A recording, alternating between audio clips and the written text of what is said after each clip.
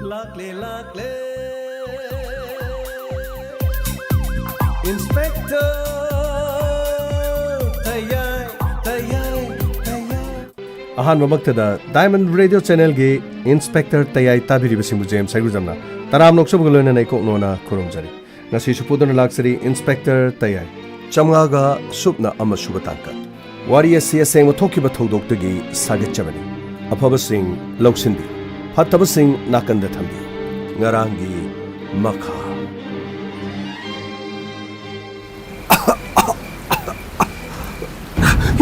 ima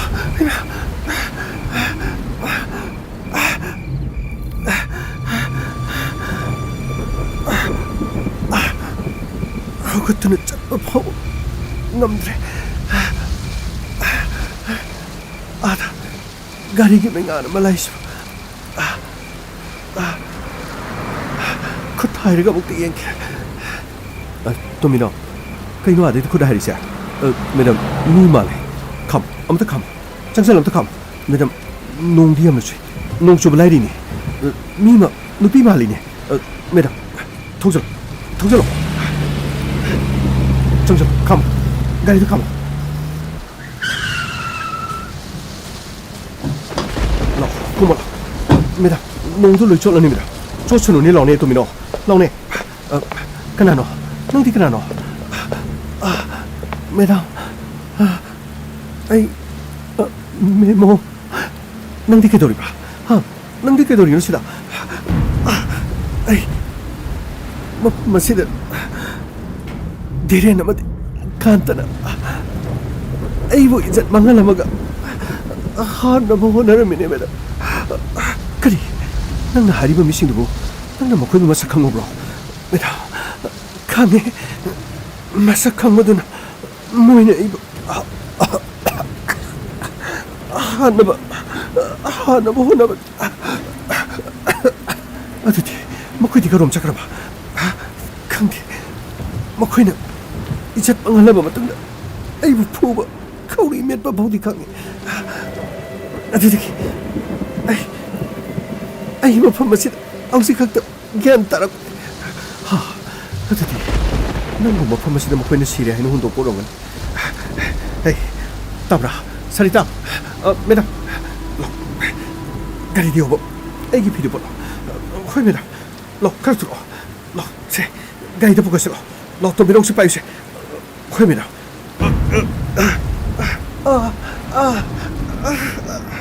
lo gari da lo 세 호스피탈 카르토노 부노 바다오시 아드그네 아이테 에드 폰다오기 세 가리지 토로토미로 호이 매담 이 통제르기 토로 카르토노 호스피탈 세 헤이 다브라 메모 능 뚱그노 능 게다오시 살이다 매담 홍동체 맛도 먹는거지 아이테 에드 폰음 뜨도기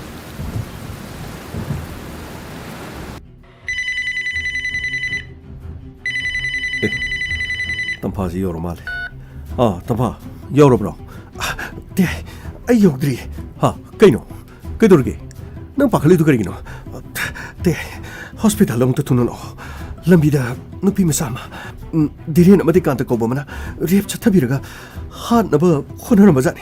Adu siri no to matagi madi sidi si yogdri. Ay na ichan to bithi lorga lakada.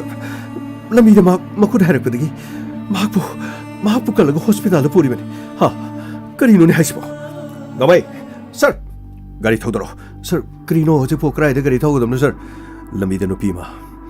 Rape चथरमगा सीरे हैन हुंतो मे हरी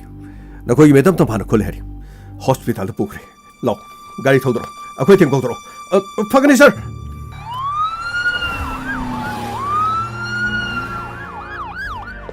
तुमिनो मनुंग दे इंजंग्रब नत्रा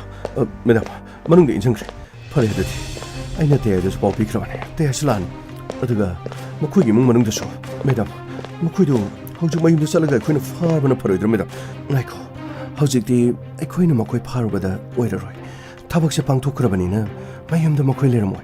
대하실란이 막대 경기시 카나키시 파니메다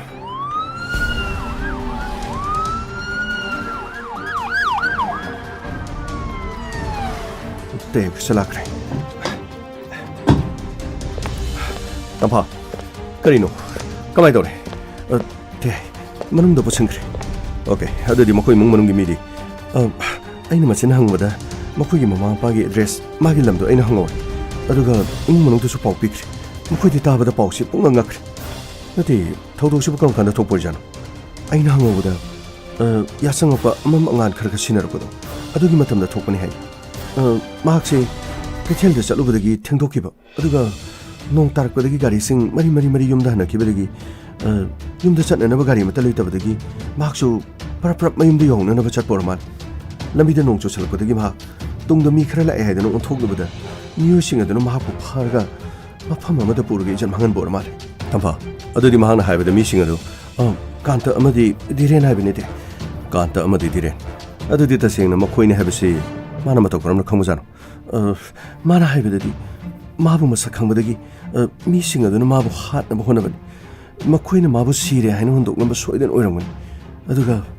ꯅꯣꯡ ꯆꯨꯁꯤꯜꯂꯛꯄ ꯃꯥꯏꯗ ꯏꯁꯤꯡ ꯌꯥꯝꯅ ꯇꯥꯁꯤꯜꯂꯛꯄꯅ ꯃꯍꯥꯛ ꯋꯥꯟꯊꯗꯨꯅ ꯀꯨꯏꯅ ꯂꯩꯔꯝꯂꯕꯗꯤ ꯁꯣꯏꯗꯅ ꯁꯤꯒꯗꯕꯖꯥꯠꯅꯤ ꯃꯤꯀꯞ ꯊꯣꯛꯂꯛꯄꯗꯒꯤ ꯃꯍꯥꯛ ꯐꯤꯕꯝ ꯑꯗꯨ ꯂꯩꯔꯝꯃꯅꯤ ꯑꯣꯀꯦ ꯑꯗꯨ ꯑꯣꯏꯔꯕꯗꯤ ꯀꯥꯟꯇ ꯑꯃꯗꯤ ꯙꯤꯔꯦꯟ ꯃꯃꯤꯡ ꯄꯜꯂꯕꯁꯨ ꯀꯥꯟꯇ ꯑꯃꯗꯤ ꯙꯤꯔꯦꯟ ꯍꯥꯏꯕꯁꯤ ꯃꯈꯣꯏꯒꯤ ꯂꯩꯀꯥꯏꯗ ꯂꯩꯕ ꯃꯤꯔꯥ ꯅꯠꯇ꯭ꯔꯒꯅ ꯃꯍꯥꯛꯀꯤ ꯁ꯭ꯇꯦꯠꯃꯦꯟ ꯑꯃ ꯂꯧꯔꯒ ꯀꯥꯟꯇ ꯑꯃꯗꯤ ꯙꯤꯔꯦꯟ ꯀꯅꯥꯅꯣ ꯍꯥꯏꯕꯗꯨ ꯆꯞ ꯆꯥꯅ ꯈꯪꯗꯣꯛꯂꯒ ꯃꯈꯣꯏꯒꯤ ꯈꯨꯡꯒꯨꯜꯂꯤꯕ ꯐꯒꯅꯤ ꯅꯠꯇ꯭ꯔꯕꯗꯤ ꯌꯨꯝ ꯊꯥꯗꯣꯛꯇꯨꯅ ꯑꯔꯥꯞꯄ ꯃꯐꯝꯗ ꯆꯠꯈꯤꯕ ꯌꯥꯏ ꯀꯦꯁ ꯑꯁꯤꯗ ꯃꯈꯣꯏ ꯌꯥꯎꯒꯦ ꯍꯥꯏꯔꯛꯄ ꯌꯥꯏ ꯈꯪꯕ ꯂꯩꯔꯒꯅ ꯀꯥꯟꯇꯒꯤ ꯅꯝꯕꯔ ꯅꯠꯇ꯭ꯔꯒꯅ ꯀꯥꯟꯇꯕꯨ ꯐꯥꯒꯠꯂꯒ ꯀꯥꯟꯇꯒꯤ ꯏꯃꯨꯡ ꯃꯅꯨꯡꯗꯒꯤ ꯀꯥꯟꯇ ꯑꯃꯗꯤ ꯙꯤꯔꯦꯟꯒꯤ ꯃꯈꯣꯏ ꯑꯅꯤꯒꯤ ꯅꯝꯕꯔ ꯂꯧꯔꯒ ꯃꯈꯣꯏꯒꯤ ꯃꯔꯝꯗ ꯊꯤꯕ ꯑꯗꯨꯒ ꯅꯨꯃꯤꯠ ꯑꯁꯤꯗ ꯃꯈꯣꯏ ꯃꯐꯝ ꯑꯗꯨꯗ ꯂꯣꯀꯦꯁꯟ ꯑꯣꯏꯈꯤꯕ꯭ꯔꯥ ꯑꯗꯨꯒ ꯃꯈꯣꯏ ꯀꯗꯥꯏꯗ ꯂꯩ ꯍꯥꯏꯕꯅꯆꯤꯡꯕꯗꯣ ꯃꯗꯨꯒꯤ ꯗꯤꯇꯦꯜꯁ ꯂꯧꯈꯠꯂꯒ ꯑꯊꯨꯕ ꯃꯇꯝꯗ ꯋꯥꯍꯪ ꯄꯥꯎꯅꯅꯕ ꯇꯧꯁꯤ ꯇꯦ ꯍꯧꯖꯤꯛꯇꯤ ꯃꯥꯁꯨ ꯃꯅꯨꯡꯗ ꯂꯩꯀꯠꯅꯔꯤ ꯗꯣꯛꯇꯔꯅ ꯀꯔꯤ ꯍꯥꯏꯔꯦ ꯍꯥꯏꯕꯗꯨ ꯇꯥꯈꯤꯁꯤ ꯃꯈꯥ ꯇꯥꯕ ꯗꯣꯛꯇꯔꯒꯤ ꯋꯥ ꯇꯥꯔꯒ ꯇꯧꯁꯤ ꯍꯣꯏ ꯇꯦ ꯗꯣꯛꯇꯔ ꯊꯣꯛꯂꯛꯑꯦ ꯗꯣꯛꯇꯔꯗ ꯑꯝꯇ ꯍꯪꯉꯧꯁꯤ ꯗꯣꯛꯇꯔ ꯋꯥꯐꯝ ꯑꯃꯗ ꯏꯟꯁꯄꯦꯛꯇꯔ ꯗꯣꯛꯇꯔ ꯍꯧꯖꯤꯛꯐꯥꯎ ꯅꯨꯄꯤ ꯃꯆꯥꯁꯤꯒꯤ ꯃꯥꯒꯤ ꯐꯤꯕꯝꯁꯤ ꯏꯟꯁꯄꯦꯛꯇꯔ ꯅꯨꯄꯤ ꯃꯆꯥꯁꯤꯒꯤ ꯄꯨꯟꯁꯤ ꯌꯥꯝꯅ ꯂꯨꯔꯤ ꯃꯍꯥꯛꯀꯤ ꯐꯤꯕꯝꯁꯤ ꯌꯥꯝ ꯊꯤꯅ ꯁꯣꯛꯏ ꯃꯀꯣꯛ ꯑꯃꯗꯤ ꯃꯃꯥꯏꯒꯤ ꯁꯔꯨꯛꯁꯤꯡꯗ ꯅꯨꯡꯅ ꯁꯨꯗꯠꯂꯝꯕꯅ ꯃꯔꯝ ꯑꯣꯏꯔꯒ ꯕ꯭ꯔꯦꯟꯗ ꯏ ꯆꯪꯕ ꯌꯥꯕꯒꯤ ꯑꯀꯤꯕ ꯂꯩ ꯌꯥꯝꯅ ꯈꯨꯗꯣꯡꯊꯤꯕ ꯊꯣꯛꯄ ꯌꯥꯕꯁꯨ ꯂꯩ ꯑꯩꯈꯣꯏ ꯌꯥꯝ ꯀꯟꯅ ꯍꯣꯠꯅꯖꯔꯤ ꯑꯗꯨꯒ ꯃꯍꯥꯛ ꯔꯦꯞ ꯌꯦꯁ ꯕ꯭ꯔꯨꯇꯦꯂꯤ ꯔꯦꯞ ꯌꯥꯝꯅ ꯇꯝꯊꯤꯅ ꯔꯦꯞ ꯆꯠꯊꯈꯤ ꯁꯥꯔ ꯑꯗꯨꯗꯤ ꯃꯥꯒꯤ ꯁ꯭ꯇꯦꯠꯃꯦꯟꯁꯤ ꯀꯔꯝ ꯀꯥꯟꯗ ꯁ꯭ꯇꯦꯠꯃꯦꯟ ꯂꯧꯕꯁꯤ ꯍꯌꯦꯡ ꯐꯥꯎꯕ ꯌꯥꯒꯗꯕ ꯃꯥꯟꯗꯦ ꯑꯗꯨꯕꯨ ꯏꯁꯣꯔꯅ ꯆꯥꯜꯂꯕꯗꯤ ꯍꯌꯦꯡ ꯁ꯭ꯇꯦꯠꯃꯦꯟ ꯂꯧꯕ ꯌꯥꯕ ꯌꯥꯏ ꯗꯣꯛꯇꯔ ꯑꯩꯈꯣꯏꯅꯁꯨ ꯂꯥꯌꯦꯡꯕꯤꯔꯤ ꯃꯍꯥꯛꯀꯤ ꯄꯨꯟꯁꯤ ꯀꯟꯕ ꯍꯥꯏꯕꯁꯤꯁꯨ ꯇꯧꯗꯕ ꯌꯥꯗꯕ ꯑꯗꯨꯒ ꯃꯍꯥꯛꯀꯤ ꯄꯨꯟꯁꯤꯕꯨ ꯃꯥꯡꯍꯜꯂꯤꯕ ꯃꯤꯁꯤꯡ ꯑꯁꯤꯁꯨ ꯐꯥꯗ ꯌꯥꯗꯕ ꯅꯠꯇ꯭ꯔꯕꯗꯤ ꯃꯈꯣꯏ ꯂꯥꯞꯅ ꯆꯠꯈꯤꯒꯗꯧꯔꯤꯕꯅꯤ ꯃꯍꯥꯛꯅ ꯍꯥꯏꯔꯤꯕ ꯃꯤꯁꯤꯡ ꯑꯗꯨꯒꯤ ꯑꯦꯗ꯭ꯔꯦꯁ ꯀꯔꯤꯒꯨꯝꯕ ꯑꯩꯈꯣꯏꯗ ꯂꯤꯈꯨꯟ ꯑꯃꯇꯪ ꯄꯤꯔꯕꯗꯤ ꯃꯔꯥ ꯂꯩꯕ ꯃꯤꯁꯤꯡ ꯑꯗꯨ ꯑꯩꯈꯣꯏꯅ ꯐꯥꯒꯗꯕꯅꯤ ꯗꯣꯛꯇꯔ ꯏꯟꯁꯄꯦꯛꯇꯔ ꯑꯗꯨꯕꯨ ꯍꯧꯖꯤꯛꯇꯤ ꯃꯍꯥꯛ ꯁ꯭ꯇꯦꯠꯃꯦꯟ ꯂꯧꯕ ꯌꯥꯕꯒꯤ ꯐꯤꯕꯝ ꯑꯗꯨ ꯂꯩ ꯃꯍꯥꯛ ꯄꯨꯔꯛꯄꯗ ꯋꯥ ꯉꯥꯡꯂꯝꯂꯕꯁꯨ ꯍꯧꯖꯤꯛꯇꯤ ꯑꯟꯀꯟꯁꯤꯌꯁ ꯑꯩ ꯃꯅꯨꯡꯗ ꯑꯃꯨꯛꯇꯪ ꯐꯅꯤ ꯗꯣꯛꯇꯔ ꯁꯟꯇꯣꯁ ꯁꯔ ꯍꯧꯖꯤꯛ ꯐꯥꯎꯕꯒꯤꯗꯤ ꯑꯩꯈꯣꯏ ꯀꯔꯤꯒꯨꯝꯕ ꯀ꯭ꯂꯨ ꯑꯃꯠꯇ ꯂꯩꯇ꯭ꯔꯤ ꯃꯍꯥꯛꯅ ꯍꯥꯏꯔꯤꯕ ꯙꯤꯔꯦꯟ ꯑꯃꯗꯤ ꯀꯥꯟꯇ ꯃꯈꯣꯏ ꯑꯅꯤꯁꯤꯒꯤ ꯂꯩꯀꯥꯏꯗ ꯂꯩꯕ ꯃꯤꯔꯥ ꯅꯠꯇ꯭ꯔꯒ ꯂꯩꯀꯥꯏꯗꯒꯤ ꯈꯔ ꯆꯠꯊꯣꯛꯑ ꯂꯩꯕ ꯃꯤꯔꯥ ꯏꯃꯨꯡ ꯃꯅꯨꯡꯒꯤ ꯃꯤꯑꯣꯏꯁꯨ ꯂꯥꯛꯇ꯭ꯔꯤ ꯏꯃꯨꯡ ꯃꯅꯨꯡꯒꯤ ꯃꯤꯑꯣꯏ ꯂꯥꯛꯑ ꯃꯇꯨꯡꯗ ꯀꯥꯟꯇ ꯑꯃꯗꯤ ꯙꯤꯔꯦꯟ ꯍꯥꯏꯕꯁꯤ ꯈꯪꯕ꯭ꯔꯥ ꯍꯥꯏꯗꯨꯅ ꯏꯃꯨꯡ ꯃꯅꯨꯡꯒꯤ ꯃꯤꯑꯣꯏꯗ ꯍꯪꯕꯒꯤ ꯇꯉꯥꯏꯐꯗꯕ ꯂꯩ ꯏꯃꯨꯡ ꯃꯅꯨꯡꯒꯤ ꯃꯤꯑꯣꯏꯁꯤꯡꯅ ꯈꯪꯂꯝꯂꯒꯗꯤ ꯍꯦꯟꯅ ꯑꯔꯥꯏꯕ ꯑꯣꯏꯒꯅꯤ ꯑꯗꯨꯒ ꯃꯥꯒꯤ ꯏꯃꯨꯡ ꯃꯅꯨꯡꯅ ꯈꯪꯂꯝꯗ꯭ꯔꯒꯗꯤ ꯑꯔꯨꯕ ꯑꯣꯏꯒꯗꯧꯔꯤ ꯁꯔ ꯒꯥꯔꯤ ꯑꯃꯗ ꯂꯥꯛꯈ꯭ꯔꯦ ꯁꯔ ꯑꯩꯈꯣꯏ ꯏꯃꯨꯡ ꯃꯅꯨꯡ ꯃꯤ ꯃꯥꯜꯂꯦ ꯁꯟꯇꯣꯁ ꯀꯞ ꯂꯥꯎꯕ ꯀꯔꯤ ꯇꯧꯕ ꯌꯥꯗꯦ ꯍꯣꯁꯄꯤꯇꯥꯜꯅꯤ ꯈꯤꯇꯪ ꯋꯥꯈꯜ ꯐꯊꯅꯅꯕ ꯄ꯭ꯔꯞ ꯆꯪꯁꯜꯂꯒ ꯋꯥꯔꯤ ꯑꯃꯇ ꯁꯥꯟꯅꯕ ꯇꯧꯁꯤ ꯐꯅꯤ ꯁꯔ ꯑꯩ ꯍꯥꯟꯅ ꯑꯝꯇ ꯍꯥꯏꯖꯔꯛꯈꯤꯒꯦ ꯍꯥꯏꯔꯣ ꯑꯗꯨꯒ ꯑꯩꯈꯣꯏ ꯊꯣꯛꯂꯛꯀꯦ ꯐꯅꯤ ꯁꯔ ꯇꯝꯕ ꯍꯧꯖꯤꯛꯀꯤꯗꯤ ꯅꯈꯣꯏ ꯆꯠꯅꯕ ꯇꯧꯔꯣ ꯃꯇꯝꯁꯤ ꯌꯥꯝ ꯊꯦꯡ ꯑꯗꯨꯒ ꯍꯌꯦꯡ ꯄꯥꯎ ꯐꯥꯎꯅꯔꯁꯤ ꯑꯩꯈꯣꯏ ꯆꯠꯅꯕ ꯇꯧꯔꯒꯦ ꯑꯗꯨꯒ ꯀꯦꯁ ꯑꯁꯤꯗꯤ ꯑꯩꯕꯨ ꯁꯣꯏꯗꯅ ꯅꯤꯡꯁꯤꯡꯕꯤꯔꯣ ꯑꯩ ꯌꯥꯝ ꯅꯨꯡꯉꯥꯏꯇꯦ ꯑꯗꯨꯒ ꯀꯦꯁ ꯑꯁꯤꯗꯤ ꯑꯩ ꯏꯁꯥꯃꯛ ꯍꯛꯊꯦꯡꯅꯅ ꯌꯥꯎꯅꯤꯡꯉꯤ ꯇꯝꯕ ꯗꯔꯀꯥꯔ ꯂꯩꯔꯕꯗꯤ ꯁꯣꯏꯗꯅ ꯍꯥꯏꯔꯛꯀꯦ ꯅꯨꯄꯤ ꯑꯃꯒꯤ ꯏꯖꯠꯄꯨ ꯀꯔꯤꯁꯨ ꯂꯩꯇꯅ ꯈꯟꯕ ꯃꯁꯥꯒꯤ ꯑꯅꯤꯡꯕ ꯑꯄꯥꯝꯕ ꯄꯥꯡꯊꯣꯛꯂ ꯃꯇꯨꯡꯗ ꯍꯥꯠꯅꯅꯕ ꯍꯣꯠꯅꯔꯝꯕ ꯑꯁꯤꯒꯨꯝꯕ ꯃꯤꯁꯤꯡ ꯑꯁꯤ ꯃꯔꯨ ꯐꯪꯅ ꯃꯨꯊꯠꯀꯗꯕꯅꯤ ꯅꯨꯄꯤ ꯑꯃꯗ ꯊꯣꯛꯄ ꯊꯧꯗꯣꯛ ꯃꯁꯤꯒꯤ ꯆꯩꯅꯥꯁꯤꯗꯤ ꯅꯨꯄꯤ ꯑꯩꯈꯣꯏꯗꯅ ꯈꯪꯒꯅꯤ ꯑꯩꯕꯨ ꯁꯣꯏꯗꯅ ꯅꯤꯡꯁꯤꯡꯕꯤꯔꯨ ꯇꯝꯐꯥ ꯊꯦꯡꯈ꯭ꯔꯦ ꯃꯇꯝꯁꯦ ꯌꯧꯅꯅꯕ ꯇꯧꯔꯣ ꯇꯣꯃꯤꯅꯣ sir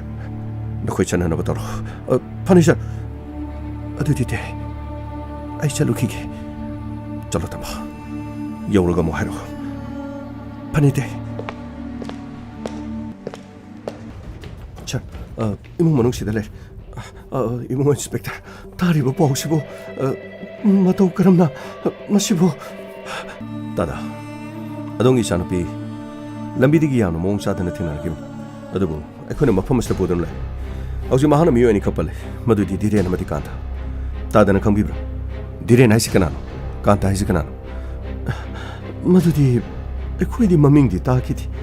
ekhoi ge lekai de diren kanta koba mi atopadi le adubu makhoi di pikli bangang sing aduga ahal yam oiraba madu natana naha dadi madu ekhoina khangba leiti tada अदुदी अदोंगी चानपीना खंगबा मी सोयदन ओरंगन स्कूल द college द थेनारखिबा मी माना खंगबा कुंदंगनबा कुंदगी ओरंबसे एनीवे मा खोजेक यामना कना लई अदुबु माना करिगुम ज्ञान तारक मतमदा एकोन मा के स्टेटमेंट लौन फोनगन हारिबा मी सिंग अदो कनानो करिनो हाबदु खंगनानो गेदम मदुगा अदोंगी चानपीगी नंबर यावरबदे खोइदम त पिबियो सिदा लेजरे सी मागी नंबर संतोष नंबर सी कॉल डिटेल्स रिकॉर्ड अप तुजिंगो मागा पाव फाउनबा मीदा अदुगा मोंदा हाना खंगबा मीरा कनानो करिनो यंगना फनिसा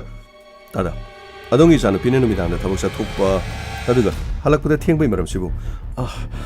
मासे थबक अमा चटकनी हाइदने चटकिबनि नोंग मंगजिलकपु चुसलकपुदुदगी आइखोइसु माबु कदाइदे चटखरबनो हाइदना कोइथि थिनरमन मागा खंगना चानबा मरुप मपांगसिंग चेनबा चोंगबा यावखरबरा आइखोइ ममानबसिंग कोयंग हंगलुबन अदुबु करिगुम पाखुम अमता फंगति अदुबु हौजिकी मतमददि मखोइने खंगनजबा नुंसिनबा चानबसु लैदो चेन चोंगबा तौखरा माले हयेंग नोंगालगा पाव हैदोकपा लाक्चनी हाइदना खोइदि गाइदुना लैरुबनि अदुबु अथेंबदा इबेमा पुलिस समना एखोइदु फोन तौरे मतमदुदा मागी खोंजेलसु खरा ताइ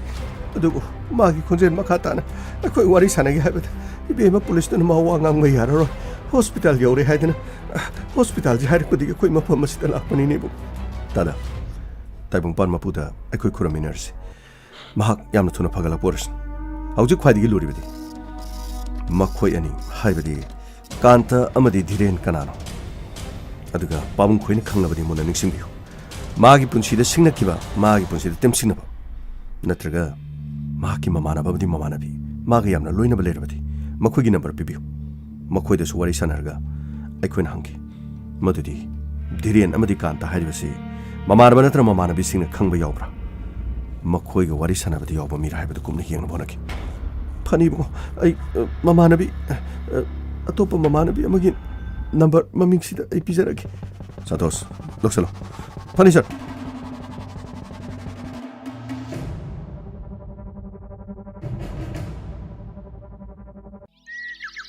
Mama, नचानुपीगी मफमदा थोकलिबा थौदोसिबु करिनो थोकलिबा थौदोस नोंदि गालागले पुलिसिंसो मखोइसु चटख्रे अदुबु नचानुपीबु करम तौरिजानो करिमतुसु हाइरक्ति मोइ पाबुंग अमुक्ता गाइबिखो कैदोबके मखोइगी मनुंगदे इनसिलगा आईसीयू हाइबरा कैनो अदुदा लैबा माले मखोइने सोइदना हाइरकनी चानुपीगी पुंसी करी होइगन चानुपीगी करी पुंसी मोइ पाबु थोकरबदि थोकरे कैदोबकी फत्तबा मिसिंग अदु पुलिसना फारगा मखोइबु चेराक पिहन मताबनीदना ममा लेकाई समाज असिना करी गांगनगदौरी चानुपीगी मरमदा करी गांगनगदौरी करी हाइनगदौरी नुंसिख्रबा इचानुपीसे नुंसिख्रबा इचानुपीसे ngasidi mahakpu sihaningba phawrene mama mahakpu sihaningba phawrene karino moi pabung nai biri duba karino na chanupi bu sihaning ai duba kari mane hinglaga kari kana ga dorige ha mane hinglaga kari kana ga dorige ijat manglaba lekha taraba mahakki mai thogo bu mi na ngangna ga doriba nokna ga doriba mayam asid माबु कनाना लौबिगनी माबु कनाना पुंसीगी खोंगलोइना लौचनबिगनी सिदगिदि मागी लेमहौरिबा पुंसी एदु तक्सु सोनना लेनगदौरिबनीने तक्सु सोनना लोनगदौरिबा ai nang aingonदगी हेना नंग नचानुपी नुंसिबा नथिने ai nungsikaro jani oh imagine hangkat na pawi sa ano pidu kan yang jadri bani ne asidi pangandi yaut pangandi shole adubu kut asida tang ama pai du ne mi singa do masak khang na badi chabat chabat ya laga makoi bo alam laga isa no pibu lekha tan bagi da makoi bo alam laga laman simut pam adubu Kena hai bati khangdri da moi babung police ni hama kana thiri police sing da mkhoi gi khungol leba male moi babung na pikhiba mamana sing do adugi mayum da sakhiba male mkhoi wahang pahang laga chenari ba mi ani do soi dena maki phaga da ba mal hai mama nangbu nasa nu pisibo atopo kana khangai hai gene mama noi di he khangi hai dai ne ayune mabu khangnarambadubu kanano nang khangbro oi pabu khamba kauba makhak ma khangnei haibani miyoi mi tausi amna phai hai nisabu sajama da chade haibani pau si taramani ojikti isanu pigi manak tasu langdingaro sidane aina hairibado nachanupi se yamna nuksi mabu nuksi hairabasu magi punsidi sikibanu parena aina hairido sidane ne ai babu kana mama kana no ne ngangsiba babu ai khambane ha khamba adudi ꯑꯩꯈꯣꯏ ꯃꯦꯃꯣꯒ ꯈꯪꯅꯕ ꯃꯥꯅꯦ ꯄꯥꯕꯨꯡ ꯑꯩ ꯄꯥꯎꯁꯤ ꯉꯁꯤ ꯑꯌꯨꯛ ꯈꯛ ꯇꯥꯖꯕꯅꯦ ꯑꯩ ꯄꯥꯎꯁꯤ ꯇꯥꯕꯒ ꯂꯥꯛꯆꯔꯤ ꯄꯥꯕꯨꯡ ꯑꯩꯕꯨ ꯁꯒꯣꯜꯂꯣꯟ ꯈꯪꯗꯦ ꯍꯥꯏꯅ ꯉꯥꯛꯄꯤꯌꯨ ꯃꯥ ꯀꯔꯝ ꯇꯧꯈ꯭ꯔꯕꯒꯦ 이모가 ICU에 라이앵리네 파가다보 만데 하이 얌나 루이 하이 아두부 막 파락 바수 빰 막 힝루드는 거리 까나루니 이제 내가 타래 사가이 야시 젠다래 하 너코이나 수마보 한 거라니 이사기 마라이 복도 숨는 토하이드는 땀 크라바니 니고 마기 마분치다 숨는 토하이드는 땀 크라바니 까리 오빠이래 아두부네 이빠 방금 형 들어봤어 미호이싱가 더 콧탕 아마 빠이래 그래 이보고 아이네 막깍 이보고 아이 자일라 만드신 거네 이그 바보 까리기 메모는 시가득이 바보 메모 힝가다버니 아두가 메모기 마팜다 머싱랑 암들보다 깨알레러버서 메모득이 나차나 그동에다 laptop처럼 바보 나사기 토글론 까이키바시기다 망아삐가니 아두부 바보 아이 나랑 놈이당득이 마기 폰 스위치 오프 레키바드다 그리 토그 여러분어 하이드는 아이 강내를 보너키바니 나한 막해 좀나 묵다 덕티 아두부 농알람다이 파우보다 마기 모아마 ပေါ 따락다버득이 깨롤레 까이기 미다 흥로보다 바오시 따로보니 바봉아 타바카치 빵토울리바 마기 마분치다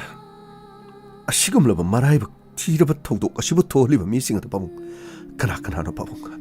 나차다 토잔 비트나 묵다 하이비요 바봉 마코이기 마밍 마타 묵다 하이비요 바봉 마밍 강나버디 바봉 마코이기 마밍 아묵다 하이비요 아드가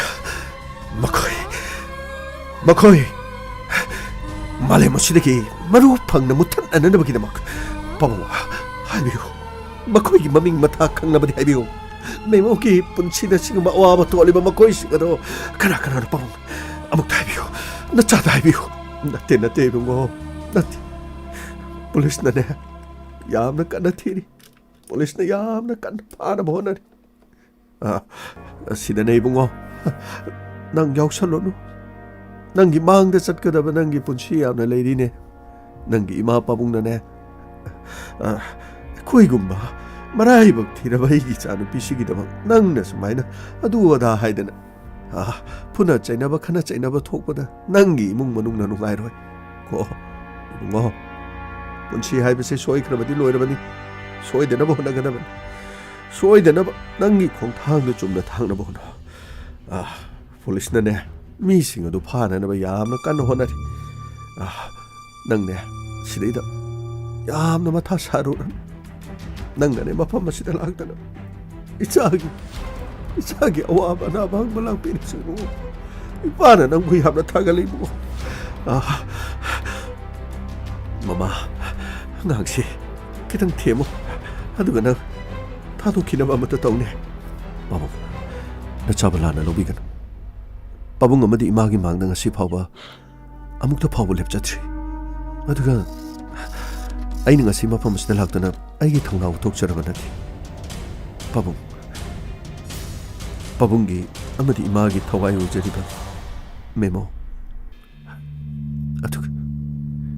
memo bu aigi haksangi saruk amani aina ningjariba na chani aikoi ani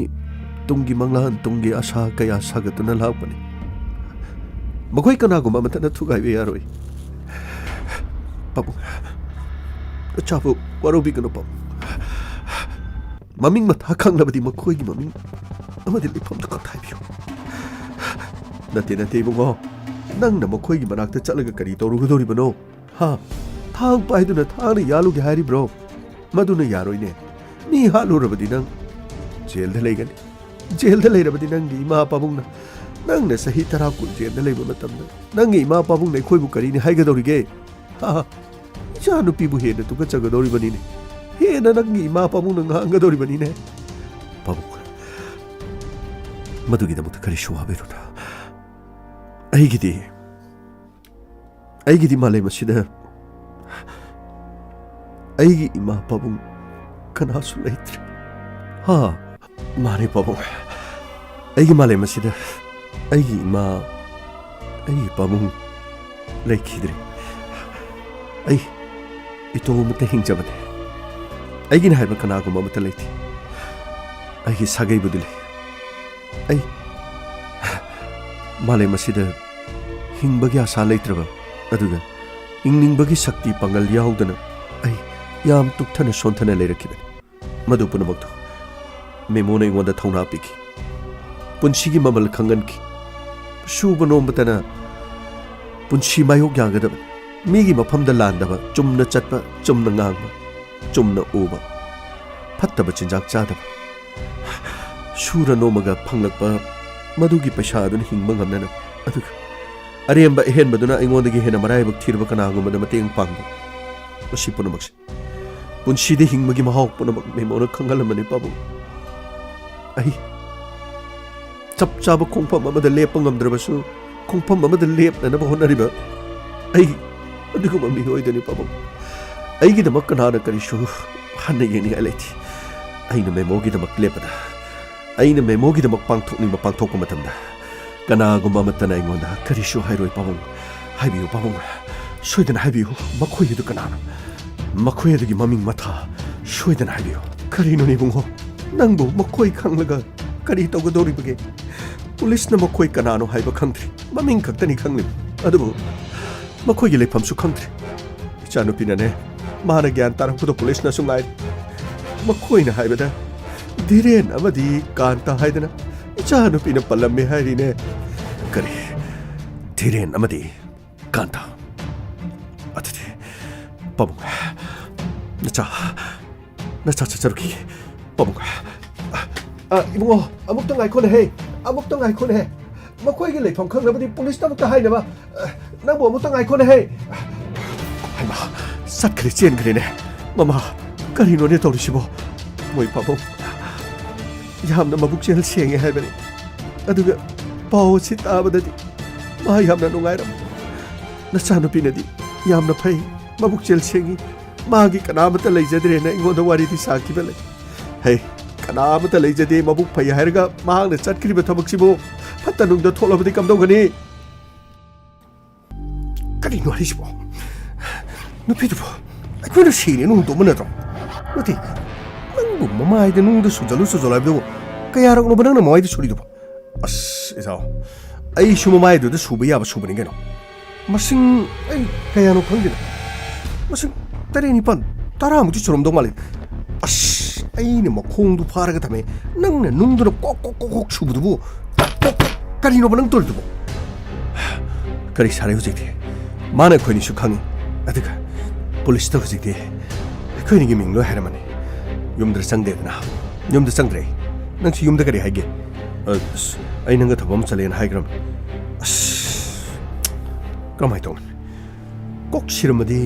ꯅꯪꯅꯅꯦꯁꯨ ꯑꯩꯅꯅꯦꯁꯨ ꯈꯪꯉꯔꯣꯏꯗꯣ ꯑꯗꯨꯕꯨ ꯍꯧꯖꯤꯛꯇꯤ ꯀꯔꯤ ꯁꯥꯔꯦ ꯍꯧꯖꯤꯛꯇꯤ ꯂꯣꯏꯅꯃꯛ ꯋꯥꯐꯝ ꯑꯁꯤ ꯉꯥꯏꯈꯣ ꯃꯥ ꯍꯧꯖꯤꯛ ꯑꯟꯀꯟꯁꯤꯌꯁꯇ ꯂꯩꯔꯤ ꯃꯥꯅꯗꯤ ꯍꯧꯖꯤꯛ ꯑꯩꯈꯣꯏꯒꯤ ꯃꯤꯡ ꯄꯜꯂꯦꯅ ꯈꯕꯔꯗ ꯍꯥꯏꯕꯗꯤ ꯅꯠꯇꯦꯗ ꯀꯅꯥꯅ ꯈꯪꯅꯤ ꯃꯥꯅ ꯁꯤꯔꯨꯝ ꯅꯥꯔꯨꯝ ꯂꯝꯕꯤꯗ ꯇꯥꯗꯨꯅ ꯂꯩꯔꯝꯕꯗꯨꯗꯒꯤ ꯄꯨꯛꯆꯦꯜ ꯆꯥꯎꯕ ꯀꯅꯥꯒꯨꯝꯕ ꯑꯃ ꯊꯦꯡꯅꯕꯗꯒꯤ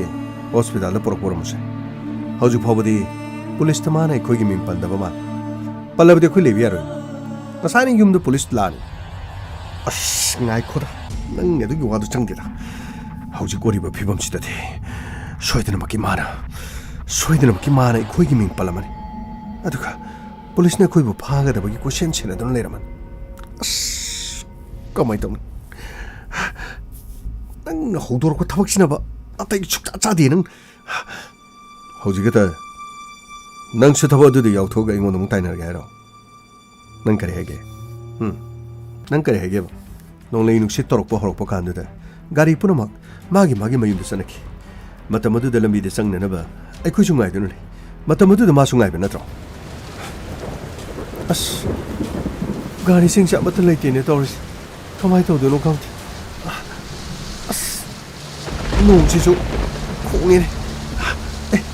ꯈꯔꯕꯨ ꯆꯨꯔꯛꯑꯦꯅꯦ ꯇꯧꯔꯤꯁꯦ ꯅꯣꯡꯂꯩ ꯅꯨꯡꯁꯤꯠꯁꯤꯁꯨ ꯀꯟꯈ꯭ꯔꯦ ꯉꯁꯤꯗꯤ ꯀꯔꯤꯅꯣ ꯒꯥꯔꯤꯁꯤꯡ ꯑꯁꯤꯁꯨ ꯉꯟꯅ ꯂꯣꯏꯅ ꯆꯪꯈ꯭ꯔꯦ ꯋꯥꯅꯤ ꯀꯔꯤꯅꯣ ꯇꯧꯗꯣꯔꯤꯁꯨ ꯑꯥꯗ ꯂꯩꯆꯨꯔꯕ ꯃꯦꯃꯣꯅꯤꯅꯦ ꯑꯁ ꯉꯁꯤꯗꯤ ꯃꯥꯒ ꯄꯨꯂꯞ ꯆꯪꯃꯤꯟꯅꯈ꯭ꯔꯁꯤꯅ ꯑꯁ ꯉꯥꯏꯈꯣꯏ ꯃꯥꯒ ꯆꯪꯃꯤꯟꯅꯕ ꯂꯩꯔꯤ ꯂꯝꯕꯤꯗ ꯃꯥꯏ ꯃꯇꯨꯡꯗ ꯁꯨꯝ ꯏꯟꯅꯔꯒ ꯅꯣꯡꯊꯤ ꯅꯣꯡꯃꯨꯕꯅꯤꯅ ꯉꯁꯤꯗꯤ ꯋꯥꯈꯜ ꯑꯃ ꯈꯟꯗ꯭ꯔꯣ ꯉꯥꯏꯈꯣ ꯑꯗꯨꯕꯨ ꯀꯃꯥꯏꯅ ꯆꯞ ꯆꯥꯔꯕꯅꯤ ꯁꯤꯒꯤ ꯃꯇꯥꯡꯁꯤꯗꯤ ꯏꯁꯣꯔꯅ ꯑꯩꯈꯣꯏꯒꯤꯗꯃꯛꯇ ꯄꯤꯔꯛꯑꯝꯃꯤ ꯂꯝꯕꯤꯗ ꯀꯅꯥꯝꯇ ꯑꯩꯈꯣꯏꯒ ꯊꯦꯡꯅꯗꯧꯁꯨ ꯂꯩꯇꯦ ꯀꯔꯤꯒꯨꯝꯕ ꯃꯥꯅ ꯃꯈꯣꯡꯅ ꯆꯠꯈ꯭ꯔꯕ ꯑꯩꯈꯣꯏ ꯃꯥꯒꯤ ꯇꯨꯡꯗ ꯑꯗꯨꯝ ꯏꯟꯅꯔꯗꯧ ꯉꯥꯏꯈꯣ ꯃꯥꯗꯤ ꯒꯥꯔꯤ ꯉꯥꯏꯕ ꯃꯥꯜꯂꯤꯗ ꯒꯥꯔꯤ ꯉꯥꯏꯕꯕꯨ ꯀꯅꯥꯏ ꯒꯥꯔꯤꯅꯣ ꯂꯥꯛꯇꯣꯏꯁꯨ ꯀꯤꯂꯣꯃꯤꯇꯔ 2-3 ꯈꯛ ꯆꯠꯄꯁꯤꯗ ꯒꯥꯔꯤ ꯐꯪꯗ꯭ꯔꯗꯤ ꯈꯣꯡ ꯆꯠꯈꯤ ꯇꯥꯕ ꯁꯤꯗꯩ ꯊꯦꯡꯖꯤꯜꯂꯒꯗꯤ ꯃꯥ ꯍꯦꯟꯅ ꯈꯨꯗꯣꯡ ꯆꯥꯔꯣꯏꯗꯧ ꯉꯥꯛꯇꯅꯤ ꯍꯥꯏꯕꯗꯤ ꯅꯣꯡꯁꯨ ꯆꯨꯁꯜꯂꯦ ꯅꯣꯡꯁꯨ ꯀꯥꯛꯆꯜꯂꯦ ꯁꯤꯗꯒꯤ ꯍꯦꯟꯅ ꯃꯥꯅ ꯒꯥꯔꯤ ꯉꯥꯏꯔꯤꯅ ꯉꯥꯏꯕꯗ ꯑꯩꯈꯣꯏ ꯂꯝꯕꯤꯁꯤꯗ ꯒꯥꯔꯤ ꯌꯥꯝ ꯆꯦꯟꯕꯁꯨ ꯅꯠꯇꯦ ꯇꯨꯃꯤꯟꯅ ꯂꯩꯁꯤ ꯂꯥꯎ ꯁ꯭ꯋꯥꯏꯗ ꯑꯩꯈꯣꯏꯒ ꯃꯥꯒ ꯂꯦꯞꯃꯤꯟꯅꯒꯦ ꯍꯥꯏꯕꯗꯨ ꯁ꯭ꯋꯥꯏꯗ ꯎꯍꯟꯕ ꯌꯥꯗꯦ ꯃꯥꯅ ꯆꯠꯈ꯭ꯔꯦ ꯍꯥꯏꯕꯗꯨ ꯈꯪꯉꯀꯥꯟꯗ ꯑꯩꯈꯣꯏ ꯇꯨꯃꯤꯟꯅ ꯃꯥꯏ ꯃꯇꯨꯡ ꯏꯟꯅꯁꯤ ꯂꯥꯎ ꯂꯥꯎ ꯁꯥꯏ ꯂꯩꯁꯤ ꯂꯥꯎ ꯑꯁ ꯀꯔꯤꯅꯣ ꯀꯅꯥꯝꯇ ꯂꯥꯛꯇꯧ ꯃꯥꯟꯗ꯭ꯔꯦ ꯅꯣꯡꯁꯤꯁꯨ ꯂꯦꯞꯇꯦ ꯑꯩꯕꯨ ꯈꯔ ꯄꯥꯊꯔꯤꯉꯩꯁꯤꯗ ꯄ꯭ꯔꯞ ꯆꯠꯂꯧꯕꯅ ꯐꯗꯧ ꯃꯥꯜꯂꯦ ꯂꯥꯎ ꯆꯠꯁꯤ ꯂꯥꯎ ꯆꯠꯈ꯭ꯔꯦ ꯂꯥꯎ ꯁꯣꯝꯗ ꯂꯥꯎ ꯁꯣꯝꯗ ꯑꯁ ꯉꯥꯏꯈꯣ ꯁꯣꯝꯗ ꯉꯥꯏꯈꯣ ꯑꯁ ꯀꯔꯤꯅꯣ ꯇꯧꯔꯤꯁꯦ ꯉꯁꯤꯗꯤ ꯃꯇꯝꯁꯤ ꯌꯥꯝꯅ ꯊꯦꯡꯖꯤꯟꯈ꯭ꯔꯦ ꯅꯣꯡꯁꯤꯅ ꯆꯨꯕꯒ ꯀꯔꯤꯅꯣ ꯇꯧꯒꯗꯕꯁꯤ ꯂꯥꯎꯅꯦ ꯈꯔ ꯊꯨꯅ ꯂꯥꯎꯅꯦ ꯃꯥ ꯃꯊꯟꯇ ꯆꯠꯂꯤꯉꯩꯁꯤꯗ ꯑꯩꯅ ꯉꯁꯥꯏꯅ ꯍꯥꯏ ꯑꯁꯤꯒꯤ ꯃꯄꯥꯁꯤꯗ ꯄꯨꯛ ꯆꯤꯡꯁꯤꯜꯂꯒ ꯂꯣꯏꯔꯕꯗꯨꯕꯨ ꯁꯣꯝꯇ ꯉꯥꯏꯈꯣꯃꯦ ꯂꯝꯕꯤꯗ ꯃꯤ ꯂꯥꯛꯑꯃꯗꯤ ꯐꯔꯛ ꯇꯥꯅꯩ ꯂꯥꯎꯁꯤ ꯑꯁ ꯂꯥꯎ ꯀꯅꯥꯝꯇ ꯂꯥꯎꯁꯤ ꯑꯁ ꯅꯣꯡꯁꯤ ꯃꯥꯅ ꯑꯩꯈꯣꯏꯕꯨ ꯁꯛꯈꯪꯕꯅꯤꯅ ꯕꯦꯔꯥ ꯇꯥꯅꯤꯡꯉꯥꯏ ꯈꯣꯝꯃꯦ ꯈꯤꯇꯪ ꯃꯝꯁꯜꯂꯛꯄ ꯉꯥꯏꯁꯦꯅ ꯇꯧꯕꯅꯤ ꯑꯗꯨ ꯌꯥꯔꯦ ꯀꯩꯅꯣ ꯍꯧꯖꯤꯛ ꯂꯣꯏꯅ ꯃꯝꯃꯤ ꯀꯩꯅꯣ ꯁꯤꯗꯒꯤ ꯍꯦꯟꯅ ꯃꯝꯕ ꯀꯌꯥꯝ ꯀꯨꯏꯅ ꯊꯤꯈꯤꯁꯦ ꯍꯥꯏꯅꯣ ꯂꯥꯎꯁꯤ ꯂꯥꯎ ꯀꯅꯥꯅ ꯇꯨꯡꯗ ꯂꯥꯛꯏꯁꯤꯅ ꯉꯁꯥꯏꯒꯤꯗꯤ ꯈꯔ ꯂꯥꯞꯅ ꯆꯠꯂꯝꯕꯅꯤ ꯍꯧꯖꯤꯛꯇꯤ ꯑꯣꯟꯊꯣꯛꯅ ꯅꯛꯁꯤꯜꯂꯛꯈ꯭ꯔꯦꯗ ꯀꯅꯥ ꯑꯣꯏꯔꯤꯖꯥꯠꯅꯣ ꯃꯥꯒꯤꯁꯤ ꯃꯔꯨꯝ ꯁꯣꯜꯂꯤꯉꯥꯏꯈꯣ ꯃꯥꯅ ꯑꯩꯈꯣꯏꯕꯨ ꯁꯛꯈꯪꯕꯅꯤꯅ ꯑꯩꯈꯣꯏꯅ ꯌꯥꯝ ꯅꯛꯁꯜꯂꯨꯕꯗ ꯌꯥꯝ ꯅꯨꯡꯉꯥꯏ ꯌꯥꯅꯤ ꯁꯨꯝ ꯇꯨꯃꯤꯟꯅ ꯆꯠꯁꯜꯂꯣ ꯅꯣꯡ ꯆꯨꯕꯅꯤ ꯂꯝꯕꯤꯗ ꯑꯗꯨꯝ ꯆꯠꯄ ꯃꯥꯟꯖꯅꯤ ꯀꯩꯅꯣ ꯃꯉꯣꯟꯗ ꯇꯨꯃꯤꯟꯅꯕ ꯃꯥꯅ ꯀꯩꯗꯧꯕꯩ ꯃꯥꯟꯕ ꯂꯣ ꯆꯠꯁꯤ ꯑꯩꯈꯣꯏ ꯆꯠꯐꯝꯗꯣ ꯑꯃꯨꯛ ꯆꯠꯂꯨꯕ ꯀꯅꯥ ꯀꯅꯥ ꯅꯨꯡꯁꯤ ꯌꯥꯝꯅ ꯈꯥꯏ ꯀꯅꯥ ꯀꯅꯥꯅꯣ ꯇꯨꯡꯗ ꯂꯥꯛꯏꯗꯨꯕꯣ ꯑꯩꯅ ꯍꯥꯏꯖꯩꯁꯦ ꯅꯈꯣꯏꯗꯅꯤ ꯀꯅꯥ ꯀꯅꯥ ꯑꯩꯈꯣꯏꯔꯣꯝꯒꯤ ꯃꯤꯒ ꯌꯥꯎꯕꯤꯕ꯭ꯔꯣ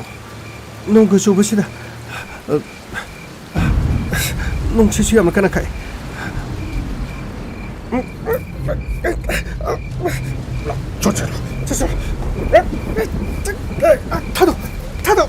타도 하는 거 타도 아이 타도 손도 붙여놓네 손도 붙여놓네 아씨 타도 멋진 면자로네 막이 막 피드나 멋진 면자로네 아이 거의 야다더니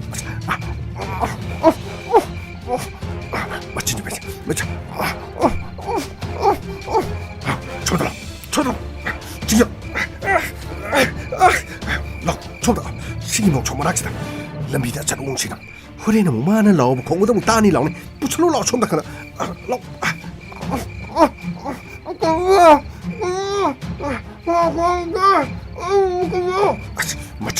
멋진 척 그만해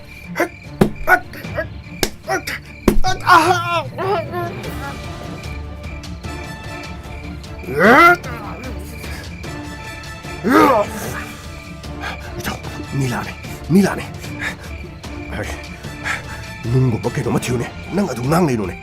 타복지 방 독불로래가 마파마시다 마네 거의 맛을 감깁니다 마부 마파마시다 로실람들이 미와탄이 있는 거 라우치 허지디 까리사 마나 뭐 힝라바니나 소이드나 먹기 마나 하이도록 바이브지 소이드라면 이따오드래 가나다 보아니 아이와디 폴리스 장저우브는 콰이드기 파게다 보아니 아스 낭주 아우직 폴리스네 코이브 티브스 나트리 아두가 낭주네 사지네 마사 마탄다 마사기 마미리 옌라가 강나가 시제이든 아우직 파워디 까리미다 더블레이트 아이 코이브 폴리스나 티락라바디 염다 소이드나 아이 코이브 티락바 하이브디 소이드라 염다 기슈 파워무타 락티에드나 아우직 파워디 폴리스네 코이기 공고들 리락트리 아이 코이 까나노 까리노 하이바 누피에드나 아우직 파워디 폴리스타 까리미다 하이드리 까리미다 칼론 이엔키시 아두가 야드라가나 마펌시 타도가 아삼롬다 사칼라리 아두가 아이 코이 마펌 아두다 펑가 타복 수르가 아이 코이 힝무디 얌 라인 힝베얀 타버치 방통니 하나 방통나로니나 하우직디 마이 레이드나 첸버수 까리미다 야로 폴리스나 유음다 라디 ngasaini yumdagi foladam yenkisi karimta pakakan narin yaudaba tongko uni shontana bu wanga kan chasilo yumlomda kari paulai habadu khangnan ba toksi kamaini yumlomda haidino police na khoi hangba lakpra na han haigadro adurobadi yumgi mising kari police ni yadaba thabak ekoi hana tawrurabra haidana yumna musing na roidro oine adugi wana trasu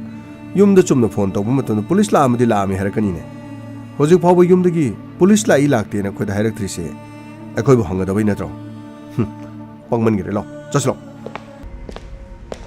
Sir, I'm the singer, sir. Oh, Sato, Sango. Sir, call details record. Quite the Maroid. You must sing nobody. Sir, see the Karimaching of Momtality. Habidi, I am a Magi Marmopang Atopakana. Marumapang Margada, Marumapang with the Yorgador in Santos. Madudana Queen sexing the Sir, Yamakumi injury, sir. Anyway, how's your Mahaka Kanga Miganano? Mahaka Popona Bamira. Aduga, Mapamadu the location over the Sir, Pupamadu, Chapchana, Pung Asukni have the Kanga in sir. Mapamadu the location TV the Wabogador. Lambi Satoxasin me at the Motobanina. Lighter. Anyway, Amoy. I call light hopiati. I call the Hosi Lady Baklu Harigadi. No PSC phone number. Aduga Mahana Gan Tarapa. Sinatana quick and be metalite. Eh, Nakogo, Tapa Pontori. Oh, Tapa. Karilere. How's your poverty? ꯀꯔꯤꯒꯨꯝꯕ ꯂꯪꯂꯥ ꯂꯪꯖꯤꯟ ꯑꯃꯠꯇ ꯈꯪꯕ ꯉꯝꯕꯤꯗ꯭ꯔꯤꯕ꯭ꯔꯣ ꯇꯝꯐꯥ ꯌꯥꯝꯅ ꯀꯟꯅ ꯊꯤꯔꯤ ꯍꯧꯖꯤꯛꯃꯛꯀꯤꯗꯤ ꯏꯃꯨꯡ ꯃꯅꯨꯡꯅꯁꯨ ꯙꯤꯔꯦꯟ ꯑꯃꯗꯤ ꯀꯥꯟꯇ ꯀꯅꯥꯅꯣ ꯍꯥꯏꯕ ꯈꯪꯗꯦ ꯑꯗꯨꯕꯨ ꯏꯃꯨꯡ ꯃꯅꯨꯡꯅ ꯈꯪꯗ꯭ꯔꯒꯁꯨ ꯃꯆꯥꯅꯨꯄꯤꯅ ꯁꯣꯏꯗꯅ ꯈꯪꯒꯅꯤ ꯃꯆꯥꯅꯨꯄꯤꯁꯨ ꯍꯧꯖꯤꯛꯇꯤ ꯑꯟꯀꯟꯁꯤꯌꯁꯇ ꯑꯗꯨꯃꯛ ꯂꯩꯔꯤ ꯃꯥꯅ ꯒ꯭ꯌꯥꯟ ꯇꯥꯔꯛꯄꯗꯨ ꯃꯍꯥꯛꯀꯤ ꯁ꯭ꯇꯦꯠꯃꯦꯟ ꯑꯃꯨꯛ ꯂꯧꯗꯨꯅ ꯃꯤꯑꯣꯏꯁꯤꯡꯗꯨ ꯀꯅꯥ ꯀꯅꯥꯅꯣ ꯍꯥꯏꯕꯗꯨ ꯃꯌꯨꯝꯗꯒꯤ ꯐꯥꯒꯠꯄ ꯌꯥꯔꯕꯅꯤ ꯃꯥꯒꯤ ꯀꯣꯜ ꯗꯤꯇꯦꯜꯁ ꯔꯦꯀꯣꯔꯗꯇꯁꯨ ꯋꯥꯔꯤ ꯁꯥꯟꯅꯕ ꯃꯤꯗꯤ ꯑꯃꯠꯇ ꯌꯥꯎꯗꯦ ꯃꯤꯁꯤꯡ ꯑꯗꯨ ꯃꯥꯅꯗꯤ ꯃꯁꯛ ꯈꯪꯕ ꯑꯗꯨꯒ ꯐꯣꯟꯗꯗꯤ ꯋꯥꯔꯤ ꯁꯥꯟꯅꯗꯕ ꯃꯤ ꯑꯣꯏꯕ ꯇꯥꯏ ꯑꯗꯨꯕꯨ ꯇꯝꯕ ꯑꯊꯨꯕ ꯃꯇꯝꯗ ꯁꯣꯏꯗꯅ ꯑꯩꯈꯣꯏ ꯍꯦꯛ ꯂꯪꯂꯥ ꯂꯪꯖꯤꯟ ꯑꯃꯇꯪ ꯐꯪꯂꯕꯗꯤ ꯁꯣꯏꯗꯅꯃꯛꯀꯤ ꯃꯔꯥ ꯂꯩꯕ ꯃꯤ ꯑꯗꯣ ꯂꯧꯈꯠꯂꯒ ꯑꯩꯈꯣꯏꯅ ꯆꯔꯛ ꯄꯤꯅꯅꯕ ꯁꯣꯏꯗꯅ ꯍꯣꯠꯅꯒꯅꯤ ꯋꯥꯐꯝ ꯑꯃꯈꯛꯇꯪ ꯍꯥꯏꯖꯒꯦ ꯀꯔꯤꯅꯣ ꯇꯝꯕ ꯀꯔꯤ ꯋꯥꯅꯣ ꯍꯥꯏꯌꯨ ꯑꯩꯉꯣꯟꯗ ꯍꯧꯖꯤꯛ ꯈꯛꯇ ꯀꯣꯜ ꯇꯧꯔꯝꯕꯅꯤ ꯀꯅꯥꯅ ꯅꯉꯣꯟꯗ ꯀꯣꯜ ꯇꯧꯔꯛꯏꯗꯤ ꯀꯔꯤꯒꯤ ꯀꯅꯥꯅ ꯀꯦꯁ ꯑꯁꯤꯒꯤ ꯃꯇꯥꯡꯗ ꯑꯩꯅ ꯉꯔꯥꯡ ꯃꯃꯥ ꯃꯄꯥꯗ ꯑꯩꯅ ꯐꯣꯟ ꯇꯧꯈꯤꯕꯅꯤ ꯑꯗꯣ ꯃꯈꯣꯏꯒꯤ ꯃꯄꯥꯗꯣ ꯑꯩꯉꯣꯟꯗ ꯐꯣꯟ ꯇꯧꯔꯛꯑꯝꯃꯤ ꯀꯩꯅꯣ ꯇꯝꯕ ꯀꯔꯤꯅꯣ ꯃꯈꯣꯏ ꯃꯃꯥ ꯃꯄꯥꯅ ꯍꯥꯏꯕꯣ ꯃꯁꯥ ꯒ꯭ꯌꯥꯟ ꯇꯥꯔꯦ ꯍꯥꯏꯕ꯭ꯔꯣ ꯁ꯭ꯇꯦꯠꯃꯦꯟ ꯂꯧꯅꯅꯕꯒꯤ ꯅꯠꯇꯦ ꯅꯨꯄꯥ ꯑꯃ ꯂꯥꯛꯑꯝꯃꯤ ꯍꯥꯏ ꯀꯅꯥ ꯅꯨꯄꯥ ꯑꯃ ꯂꯥꯛꯑꯝꯃꯗꯤ ꯀꯅꯥ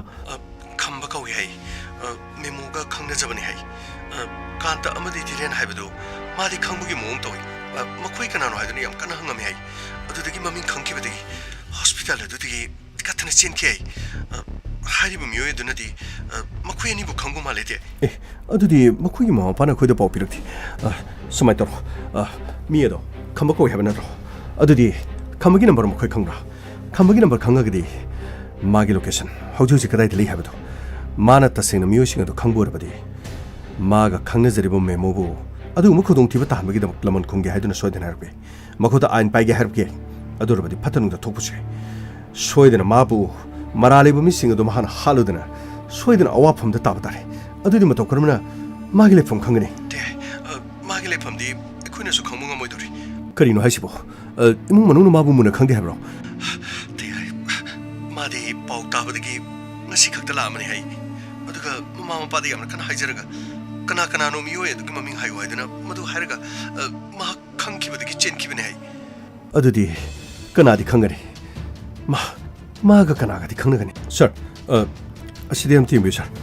ꯀꯩꯅꯣ ꯁꯟꯇꯣꯁ ꯁꯥꯔ ꯁꯤꯒꯤ ꯃꯥꯒꯤ CDR ꯔꯦꯀꯣꯔꯗ ꯆꯤꯡꯊꯣꯛꯄꯗ ꯃꯥꯒ ꯄꯨꯡ 2 ꯋꯥꯔꯤ ꯁꯥꯟꯅꯕ ꯄꯨꯡ 1 ꯋꯥꯔꯤ ꯁꯥꯟꯅꯕ ꯅꯝꯕꯔ ꯑꯃꯗꯤ ꯌꯥꯎꯏ ꯁꯥꯔ ꯒꯦꯁ ꯑꯗꯨꯒꯤ ꯅꯝꯕꯔꯗꯨ ꯈꯨꯗꯛꯇ ꯁꯔꯚꯤꯁ ꯄ꯭ꯔꯣꯚꯥꯏꯗꯔꯗ ꯅꯝꯕꯔ ꯑꯗꯨꯒꯤ ꯑꯦꯗ꯭ꯔꯦꯁ ꯑꯗꯨꯒ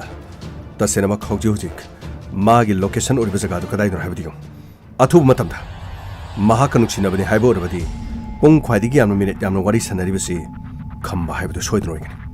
ꯀꯃꯣꯟ ꯈꯔ ꯊꯨꯔꯣ ꯁꯟꯇꯣꯁ ꯐꯒꯅꯤ ꯁꯥꯔ ꯇꯝꯕ ꯍꯧꯖꯤꯛ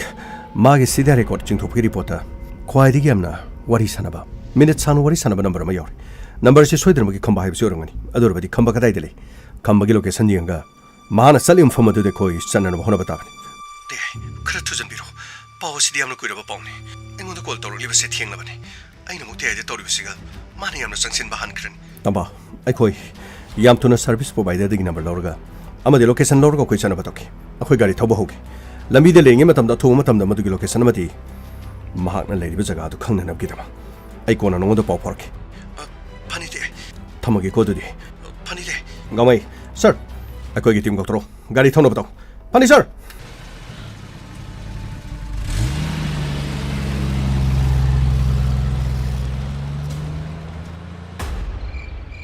ꯅꯈꯣꯏ ꯑꯅꯤꯒꯤ ꯂꯩꯐꯝꯗꯤ ꯃꯁꯤ ꯅꯠꯇ꯭ꯔꯗꯤ ꯑꯇꯣꯞꯄ ꯂꯩꯐꯝ ꯂꯩꯔꯣꯏ ꯅꯈꯣꯏ ꯑꯅꯤꯅ ꯂꯣꯜꯂꯛꯄ ꯉꯁꯤꯗꯤ ꯅꯈꯣꯏ ꯑꯅꯤꯒꯤ ꯑꯔꯣꯏꯕ ꯑꯣꯏꯕ ꯇꯥꯔꯦꯗꯅ ꯑꯁ ꯏꯇꯥꯎ ꯀꯔꯤꯅꯣ ꯇꯧꯔꯤꯁꯤꯕꯣ ꯀꯥꯡꯒꯟꯁꯨ ꯌꯥꯎꯔꯛꯇꯦ ꯉꯁꯤꯗꯤ ꯃꯐꯝ ꯑꯁꯤꯗ ꯂꯩꯒꯗꯧꯔꯤꯁꯤ ꯀꯥꯡꯅ ꯃꯔꯣꯜ ꯑꯃ ꯑꯁ ꯅꯣꯡꯁꯤꯅ ꯃꯔꯣꯜ ꯑꯃ ꯇꯧꯁꯜꯂꯛꯏꯁꯤꯕꯣ ꯑꯁ ꯐꯃꯟꯈ꯭ꯔꯕꯅꯤ ꯀꯩꯗꯧꯔꯅꯤ ꯅꯣꯡ ꯆꯨꯔꯛꯄꯁꯤꯗ ꯀꯥꯡꯁꯤꯡ ꯑꯁꯤꯁꯨ ꯂꯣꯏꯅ ꯆꯪꯁꯤꯜꯂꯛꯄꯩ ꯋꯥꯅꯤ ꯌꯥꯔꯤꯁꯦ ꯑꯁ ꯏꯇꯥꯎ ꯃꯩꯅꯦꯅ ꯇꯧꯔꯤꯁꯤꯁꯨ LED ꯃꯩꯁꯤ ꯕꯜꯕꯁꯤ ꯕꯦꯇ꯭ꯔꯤꯁꯤ ꯂꯣꯏꯈ꯭ꯔꯕ ꯀꯩꯅꯣ ꯇꯝ ꯁꯤꯗꯔꯦ ꯑꯁ ꯌꯥꯅꯤꯁꯦ ꯁꯤꯡ ꯈꯔꯁꯤꯗ ꯃꯩ ꯊꯥꯔꯒ ꯂꯣꯏ ꯉꯁꯤ ꯈꯛꯇꯪꯒ ꯌꯦꯡꯈꯤꯁꯦꯅ ꯇꯧꯅꯤꯗ ꯉꯁꯤ ꯐꯥꯎꯕꯒꯤ ꯃꯅꯨꯡꯗ ꯀꯔꯤꯝꯇ ꯌꯨꯝꯗꯅꯦ ꯄꯨꯂꯤꯁ ꯂꯥꯛꯇ꯭ꯔꯒꯗꯤ ꯀꯔꯤꯝꯇ ꯃꯈꯥ ꯇꯥꯅ ꯋꯥꯅꯤꯡꯉꯥꯏ ꯂꯩꯇ꯭ꯔꯦ ꯑꯁ ꯅꯣꯡꯁꯤꯁꯨ ꯇꯟꯖꯥꯁꯤꯗ ꯑꯁ ꯅꯪꯒꯤ ꯁꯤꯒꯤ ꯃꯐꯝꯁꯤꯅ ꯀꯥꯡꯁꯤꯅ ꯃꯔꯣꯜ ꯆꯤꯛ ꯌꯥꯔꯦ ꯀꯩꯗꯧꯔꯒꯦ ꯀꯥꯡ ꯆꯤꯛꯀꯦ ꯆꯤꯛꯑꯣꯏꯗꯣ 시대드네 롯팜 엄마 레이드네 시대 레이디스 파랑 복치수 까리는 되게 어디 더있어 나사이 사나가 그라 프로포스 로이크 요도 요리 브로 요기데 게임 칼론다 요도 픽탄 레이 이싱기 부게 와이노 농 따라이지디 나사이 보탈도 요 보토로 어두게 되게 하산 어이 그이노 아시디다 미미 사키바 미메 피타기다 그라이다 아스 이토드레 용다 송기 사시데 미미 사키 말리다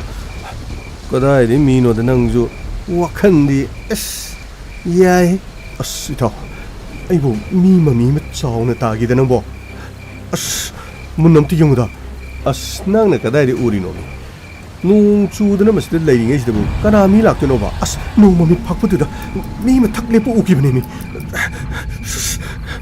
아이냐 아이기 와칸다 누파마나 마쿠타 탕어 바리가 그리나 넌 타르가 사부는 먹도 북초가 쫄라가 넌 타르가 마미 카니 갱어 고도노 또 위미낭보 낭주 밥디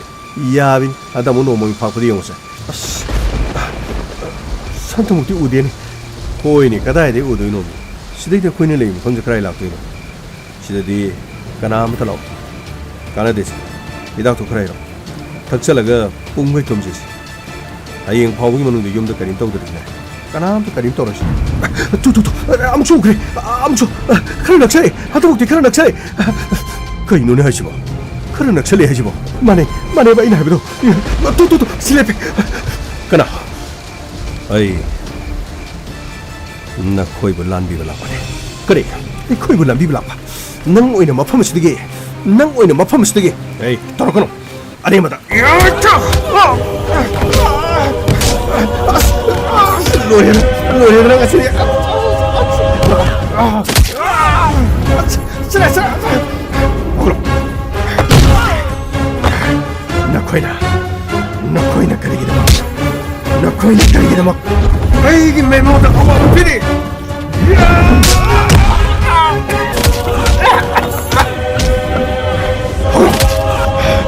나 코이니 마파마시네 가시네 탕 막각 뜨는 마파마시다 나 코이니 깊은 책을 세네 시리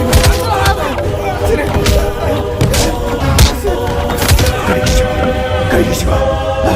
나 코이니 마파마시다 나 시디로 해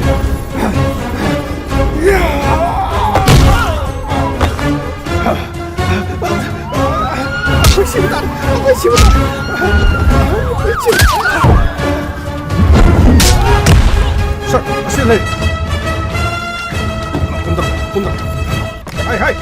너코도 빨리 콜라이 타도 아이코니 하리버스니 가봐 너코도 빨리 콜라이 타도 타도로이 마코이니 볼루시네 마코이니 보이기 콧도 빨리 바탕하시나 마코이니 막각 뜨는 핫가니 아이기 메모글레 카탄바 아이기 메모보 아와바 비버기다 마코이니 보 하이 레보 너코 타도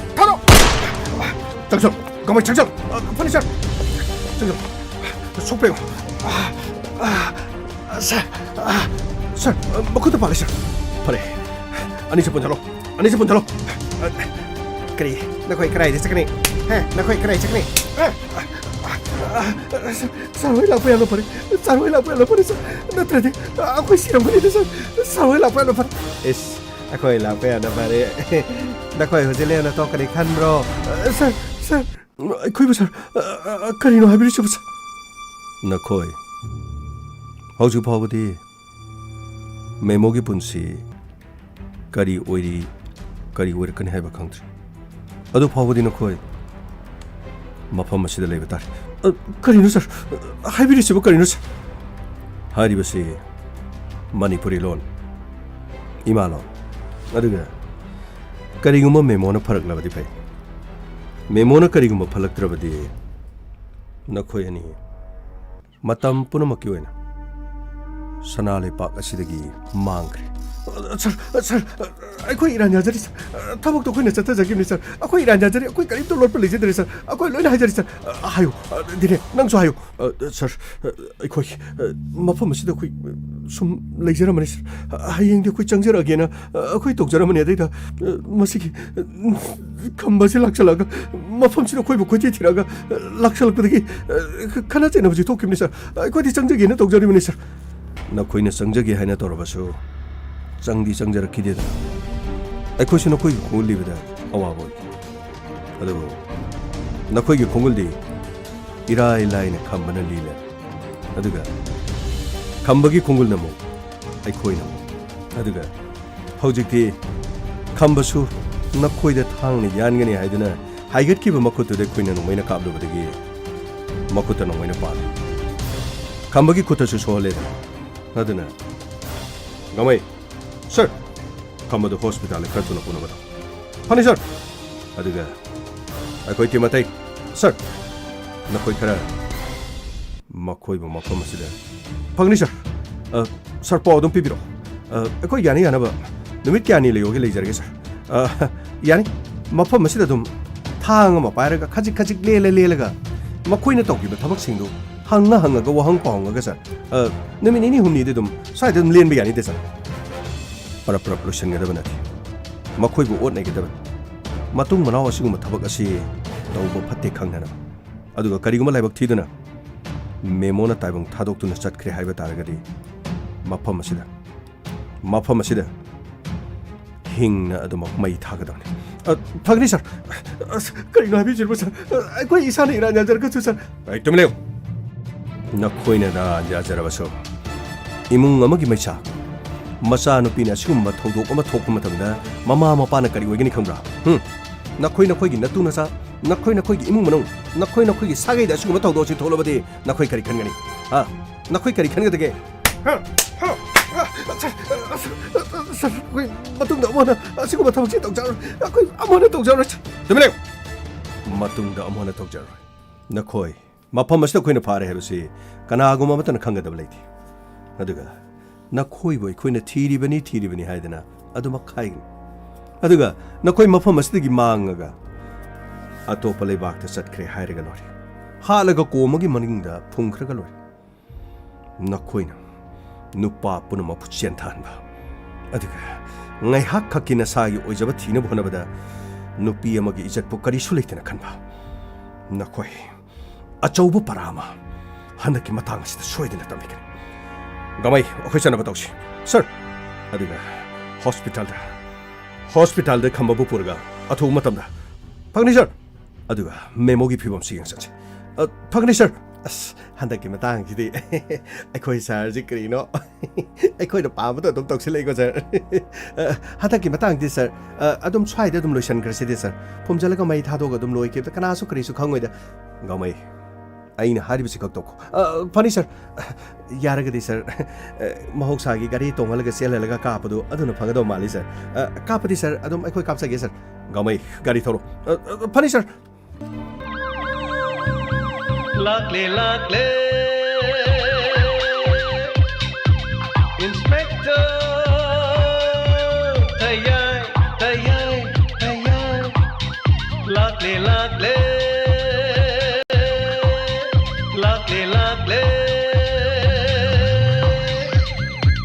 Inspector, TAYAI. Uthanaba. Kanbinaba. Thank you, sir. Welcome. Uthanaba. Kanbinaba. Inspector, TAYAI.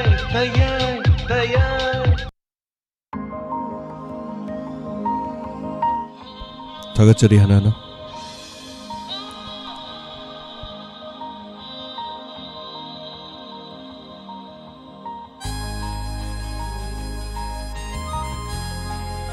Ngasigi Inspector TAYAI Chongaga Somna ama Subatang Kaktabiri Basing. And special Loiba Toramamasu Tamjari Ngasigi Oina Diamond Radio Gi ngarang yi wahang pahong da haijaba tare koine yamna special oiba manadaba amukta tawdriba mong amakha thamjari soidana thorom sitabi se duga ngasigi yaifam mangol pemina se miyang comment so pathok sage duga miyang feedback loina na ngasigi birthday tariba angobi sorok khaibam karong dagi many happy returns of the day.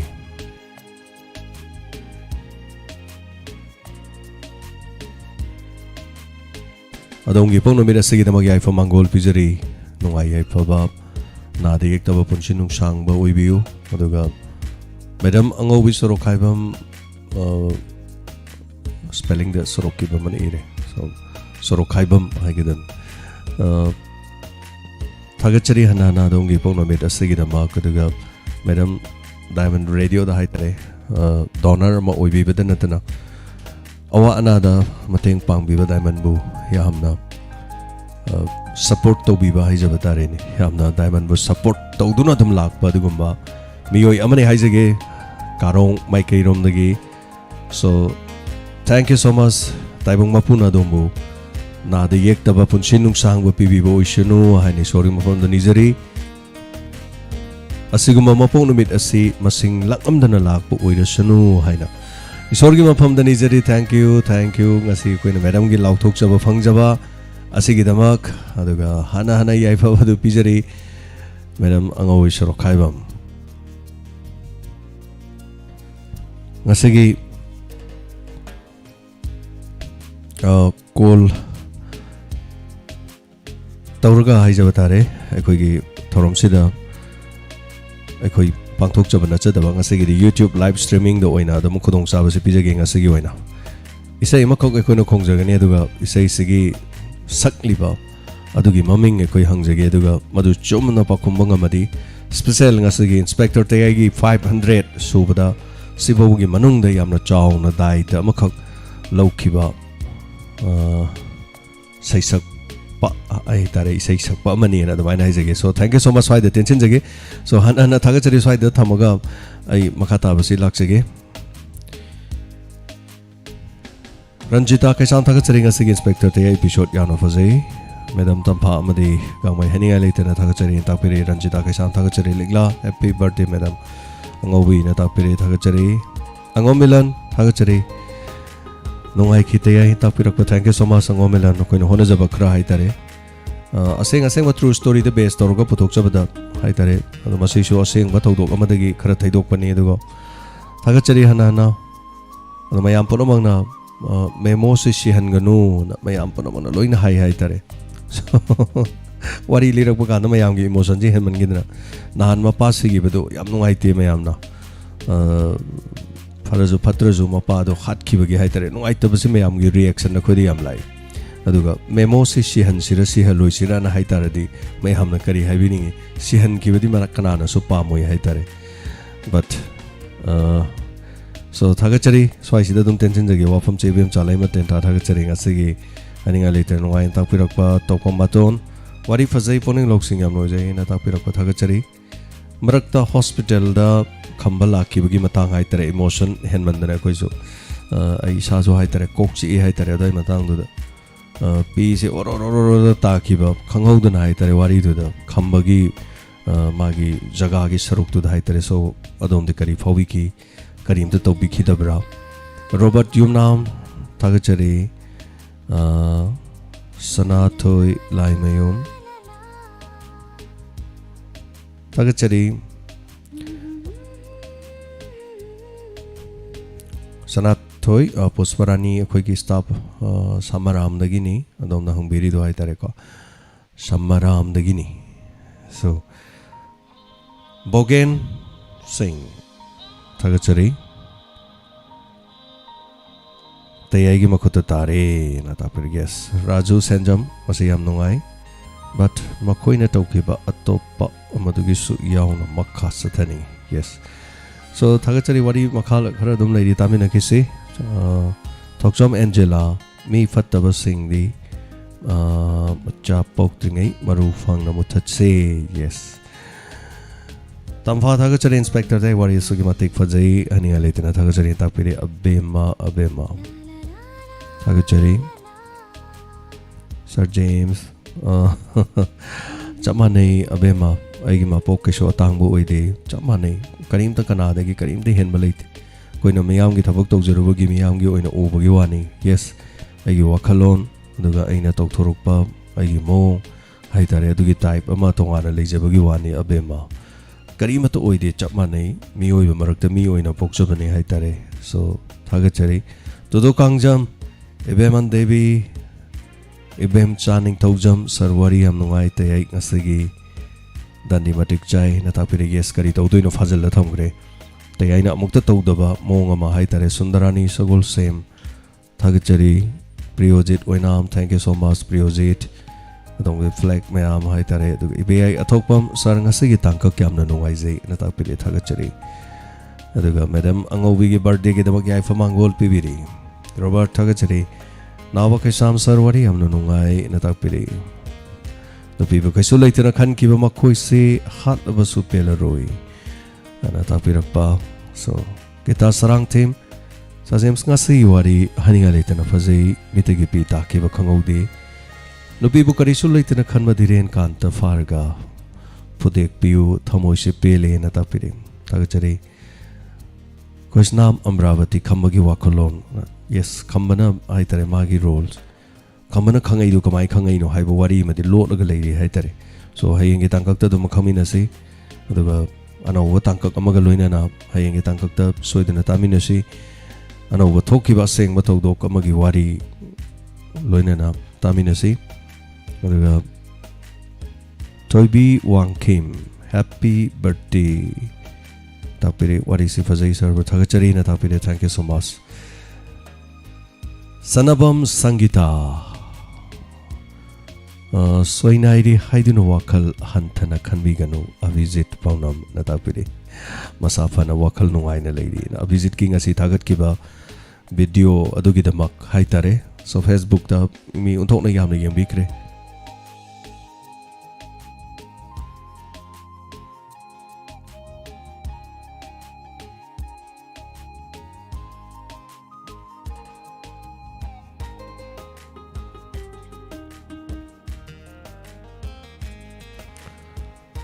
Sanjarbam Tombi Sanawari Nungai Natapira Pathagachari. Yes, Facebook da visit ki Tagat Kibami Yam Niambi, Masak Maming Naira, me Kamarum, I'm going to call Yam Tobiri. I need to talk Pasiana Tonga Legan, Pata Tagat Pirapusia. She's a Haitari Jamjamna, Sam Siv Sagar Dagi in our mom Anna to live to. I had to in a Kali Haitari. So thank you so much, Habirokpa, Sangitana, Habirokpa from Sigidama. Aduga Rabi Sana Yumna Ampari Ben Program Arranger Inspector Chang Asi Amok Live Yaubo Fungjire. Happy birthday to all Tapire Rabi Sana Nahange Yaubidre Aduga Asi Amok Yaubire thank you so much Robert Yumnam Nahan Makai Live Urudring Asi Amok Live Changbire Thagachari Abecha Naurim Sun Nahange Kral Urudring Asi Amok Yaubirokpa Thagachari Say episode Yam Nungai Jay Charabanumit Lakpada Punshin Nungsang Mamiam Giseba Matun Lomumna Tawanga mo ibiu Diamond Radio staff singbo na tagachari yam nungai jay koi bu best compliment hai tare pibi ba sigi da mahana na tagachari hayeng di charau banu miti hayeng lila lei iroi sembaga karai da no maga lei adabu ai inspector TAYAI di shoi da na ba hayeng gi dum hona jagani tagachari hanana sanga ba so tela ba so hayeng soi da na charau banu mit ki yam special oina dum miyam gi damakta dum thamjage Hai bawa from Simaga Thamjari Thagachari Hanana MD Wahidur Rahman Tamo James Ngasiki Warisi Tarubada Ichal Iche Kayabo Asumna Thokodra Pakachari in the period Chumane Wahidur Tokpusum Yam Yauri never Sumina Toish Tokni Yam Tokozani Chumna Kazikarakta Tokona Tiaitar Fongna Ijat Mangalaga Tamambakea Aduga Kanghandana Ijat Mangalaga Tamambakea Thoi bane dum koi gi chali che koi marak ta so hai tare me am punamak ta so hai tare adon wakhal ta abam khakjangi me am punamak thagachari abema memosian biganu thagachari Amravati Koshnam dire namadi kanta mangan krase natapiri ai nadi abanati tayaina hana mi chelala kapa marale mi krada taurure kes krada mi ni fu mari romai tare ꯑꯗꯨꯕꯨ ꯃꯥꯏ ꯃꯊꯛꯇ ꯃꯌꯥꯝ ꯇꯛꯊꯔꯛꯄ ꯂꯩꯈꯤꯕꯗꯒꯤ ꯃꯥꯁꯤ transfer ꯐꯧ ꯂꯥꯛꯄꯅꯤ ꯍꯥꯏꯇꯥꯔꯦ ꯃꯤ ꯍꯥꯠꯂꯨꯕꯒꯤ anyway ꯑꯆꯨꯝꯕ ꯈꯔ ꯇꯧꯕ ꯄꯨꯂꯤꯁ ꯑꯃꯈꯛ ꯑꯣꯏꯍꯟꯕꯒꯤ ꯋꯥꯔꯤꯅꯤ ꯍꯥꯏꯇꯥꯔꯦ ꯁꯣ ꯊꯥꯒꯠꯆꯔꯤ ꯕꯤꯒ꯭ꯌꯥꯔꯥꯅꯤ ꯁꯒꯣꯜꯁꯦꯝ ꯁꯥꯔ ꯅꯨꯄꯤꯕꯨ ꯍꯟꯊꯅ ꯌꯦꯡꯕ ꯃꯈꯣꯏꯒꯤ ꯃꯆꯟ ꯃꯆꯦꯒꯨꯝꯕ ꯈꯟꯕ ꯉꯝꯗꯕ ꯇꯥꯛꯄꯤꯔꯦ ꯑꯆꯨꯝꯕꯅꯤ ꯔꯣꯖꯔ ꯁꯤꯍꯜꯂꯣꯏꯁꯤꯅ ꯇꯥꯛꯄꯤꯔꯦ Roger thank you so much Roger ꯋꯥꯏ ꯄꯨꯟꯁꯤ ꯋꯥꯔꯤ ꯌꯥꯝ ꯅꯨꯡꯁꯤꯅ ꯇꯥꯛꯄꯤꯔꯛꯄ ꯊꯥꯒꯠꯆꯔꯤ ꯊꯦꯡꯛ ꯌꯨ ꯁꯣ ꯃꯆ ꯈꯨꯃꯟꯊꯦꯝ ꯔꯥꯖꯦꯟ ꯁꯥꯔ ꯋꯥꯔꯤ ꯁꯤꯒꯤ ꯋꯥꯈꯜꯂꯣꯟꯁꯦ ꯐꯖꯩ ꯊꯥꯒꯠꯄꯒꯤ ꯂꯣꯏꯕ ꯅꯥꯏꯔꯣꯏ ꯇꯥꯛꯄꯤꯔꯛꯏ ꯊꯥꯒꯠꯆꯔꯤ ꯁꯣꯖꯥꯇꯥ ꯆꯤꯡ ꯃꯦꯃꯣ ꯁꯤꯍꯟꯕꯤꯒꯅꯨꯅ ꯇꯥꯛꯄꯤꯔꯛꯏ ꯁꯣꯖꯥꯇꯥ ꯑꯁꯦꯡꯕ ꯄꯨꯟꯁꯤꯒꯤ ꯋꯥꯔꯤ ꯍꯥꯏꯇꯥꯔꯦꯀꯣ ꯔꯦꯞ ꯆꯠꯊꯔꯝꯃꯒ ꯃꯥꯁꯤ ꯒ꯭ꯌꯥꯟ ꯇꯥꯔꯒ ꯑꯗꯨꯒ ꯚꯤꯗꯤꯑꯣ ꯀꯚꯔꯦꯖꯀ ꯇꯧꯔꯀꯥꯟꯗ ꯑꯁꯦꯡꯕ ꯋꯥꯗꯨ ꯂꯣꯏꯅ ꯍꯥꯏꯗꯣꯛꯑꯝꯃꯀꯥꯟꯗ ꯉꯁꯥꯏꯒꯤ ꯅꯨꯄꯤꯁꯦ ꯃꯥꯁꯤ ꯁꯤꯈꯤꯕ ꯍꯥꯏꯇꯥꯔꯦ ꯋꯥꯔꯤꯁꯤꯗ ꯑꯗꯩꯗ ꯃꯌꯥꯝꯅ ꯋꯥꯔꯤꯁꯤꯗ ꯌꯥꯝ ꯅꯨꯡꯉꯥꯏꯇꯕꯤꯗꯨꯅꯦꯕ ꯑꯣꯏꯗꯣꯔꯤꯁꯦ ꯑꯩꯅ ꯍꯥꯟꯅ ꯍꯥꯏꯗꯣꯛꯆꯔꯦ ꯍꯥꯏꯇꯥꯔꯦ ꯃꯦꯃꯣꯁꯤ ꯁꯤꯈꯤꯕ ꯈꯝꯕ ꯀꯔꯤ ꯑꯣꯏꯅꯤ ꯑꯗꯨꯒ ꯑꯣꯏꯔꯤꯕ ꯐꯤꯕꯝꯁꯤꯗ ꯍꯥꯏꯇꯥꯔꯦ ꯑꯗꯣ ꯋꯥꯔꯤꯁꯤꯗ ꯃꯌꯥꯝ ꯃꯦꯃꯣ ꯁꯤꯍꯟꯕꯤꯒꯅꯨꯁꯨ ꯋꯥꯔꯤꯁꯤ ꯂꯣꯏ ꯍꯥꯏꯔꯦ ꯍꯥꯏꯇꯥꯔꯦ ꯃꯃꯥꯡꯗ ꯊꯣꯛꯈꯤꯕ ꯏꯄꯤꯁꯣꯠ ꯑꯃꯅꯤꯗꯁꯨ ꯍꯥꯏꯇꯥꯔꯦ ꯁꯣ ꯃꯁꯤꯅꯤ ꯑꯁꯦꯡꯕ ꯇ꯭ꯔꯨ ꯁ꯭ꯇꯣꯔꯤꯗꯅ ꯑꯗꯨꯅꯤ ꯑꯗꯣ ꯊꯥꯒꯠꯆꯔꯤ ꯋꯥꯔꯤꯁꯤꯒꯤ ꯍꯥꯏꯇꯥꯔꯦ ꯍꯌꯦꯡ ꯃꯈꯥ ꯑꯗꯨꯝ ꯇꯥꯃꯤꯟꯅꯁꯤ ꯁꯤꯅꯥꯝꯅꯥꯎ ꯀꯤꯁꯣꯔ ꯊꯥꯒꯠꯆꯔꯤ ꯏꯕꯦ ꯑꯊꯣꯛꯄꯝ ꯅꯝꯕꯗ ꯁꯣꯏꯈ꯭ꯔꯦ ꯅ ꯇꯥꯛꯄꯤꯔꯦ ꯀꯩꯁꯨ ꯀꯥꯏꯕ ꯂꯩꯇꯦ ꯍꯣꯏ ꯅꯝꯕꯗ ꯃꯤꯑꯣꯏꯕ ꯑꯗꯨꯝ ꯅꯝꯕꯗ ꯁꯣꯏꯕ ꯌꯥꯎꯏ ꯑꯩꯈꯣꯏꯁꯨ ꯏꯕꯗ ꯍꯥꯏꯕꯗ ꯆꯤꯟꯗ ꯁꯣꯏꯕ ꯌꯥꯎꯏ ꯀꯦꯔꯦꯛꯇꯔꯁꯤꯡꯒꯤ ꯃꯤ ꯃꯃꯤꯡ ꯀꯧꯕꯗ ꯑꯗꯨꯝ ꯁꯣꯏꯕ ꯑꯗꯨꯝ ꯌꯥꯎꯏ ꯃꯌꯥꯝ ꯊꯥꯒꯠꯆꯔꯤ Manipur reels viral videos thank you so much sir ꯋꯥꯔꯤ ꯐꯖꯩꯅ ꯇꯥꯛꯄꯤꯔꯛꯄ ꯇꯥꯏꯕꯪ ꯉꯥꯟꯕ ꯅꯤꯡꯊꯧꯖꯝ ꯊꯥꯒꯠꯆꯔꯤ ꯕꯤꯃꯣꯂꯥ ꯅꯥꯎꯔꯦꯝ ꯊꯥꯒꯠꯆꯔꯤ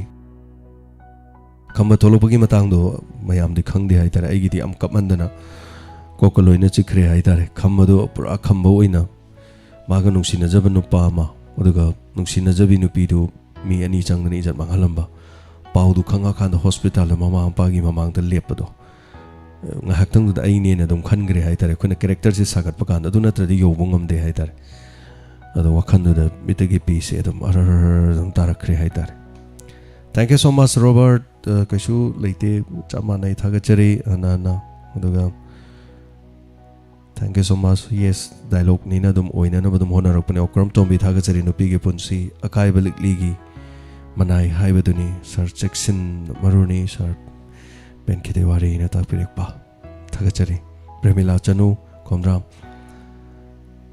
ꯋꯥꯔꯤ ꯐꯖꯩ ꯅꯨꯄꯥ ꯑꯍꯨꯝ ꯑꯅꯤꯗꯣ ꯒꯥꯡꯃꯩꯅ ꯅꯦꯜꯂꯁꯦ ꯁꯥꯔ ꯇꯥꯛꯄꯤꯔꯦ ꯌꯦꯁ ꯌꯦꯡꯃꯤꯟꯅꯁꯤ ꯄꯥꯔꯤ ꯃꯩꯇꯩ ꯃꯩꯕꯨ ꯐꯤꯅ ꯀꯌꯥꯝ ꯀꯨꯏꯅ ꯀꯨꯞꯇꯨꯅ ꯊꯝꯕ ꯉꯝꯒꯅꯤ ꯇꯥꯛꯄꯤꯔꯦ ꯏꯁꯩ ꯑꯃꯈꯛ ꯊꯥꯖꯔꯛꯀꯦꯁꯨ ꯏꯁꯩꯁꯦ ꯃꯌꯥꯝ ꯃꯨꯟꯅ ꯇꯥꯕꯤꯌꯨ ꯑꯗꯨꯒ इसे ताबीर मतुंगदा मियांगे कमेंट अमुक पाथोकजगे लाइबक फबा कनानो करीनो हाइबदु येंमिनसि इसे ताबीरगा इवांगदो हंगजरके इसे हाना ताबिसे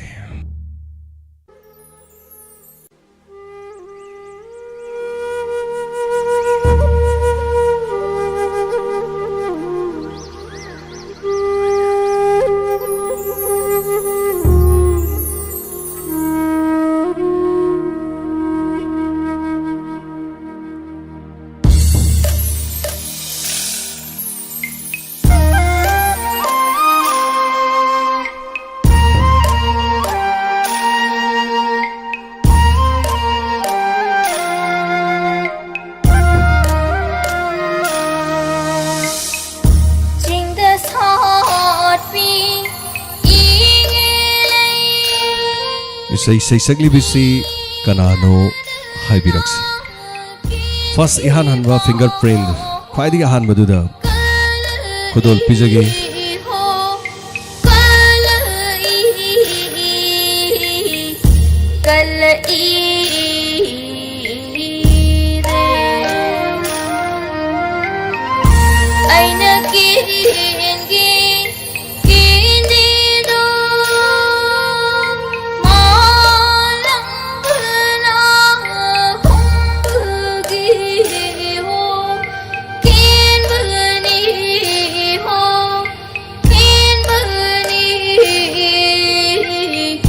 Can beneath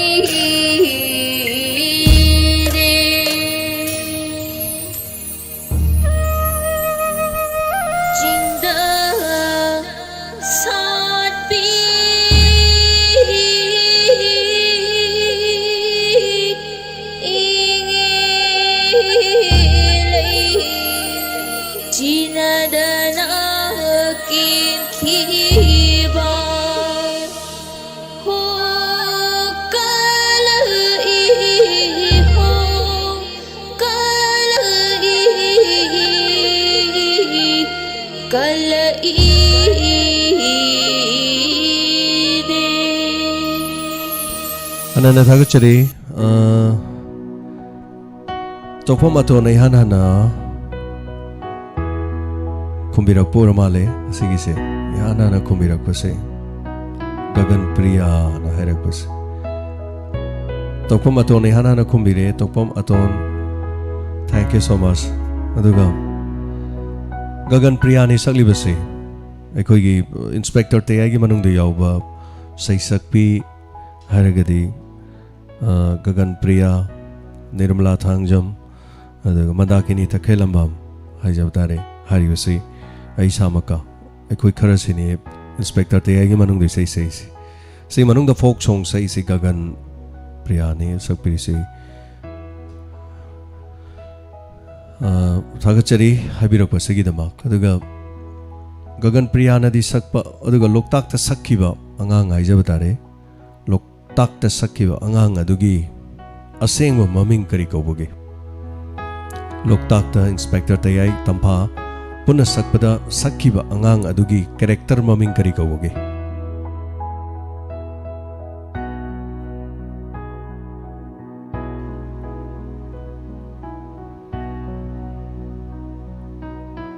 Yes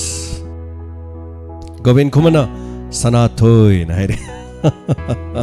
Yes right the answer is akoijam Sanato bisu Sanato heavy re dubu han base Govin hale so Govin account tang akoi da 1000 biro GP account ma 500 rupees adom da pijarage aduga tokpam aton adong isu GP akoi da kapiro aduga 500 rupees adom da pijarage masini mayam da sum 500 haitare masigi subagi nungai ba phongdok jabani chamchamna kari haitare yen yam tangre yen na semaji hoji kandi pachahum ya ke chamri pigre dorga su yen kilom tang leiraga imung manungda chabirasu yen atrasu yai ko mana masing akta leira chabirasu yai cherau bogi haitare special cherau bogi dama lupa changwa ani Govin Khuman aduga tokpam aton so please adongi account aikhoida thabiro aduga cherau bogi damak thamjaba mathel amatang haitare hayengi chamchamna uti chabirasu yai ko aduga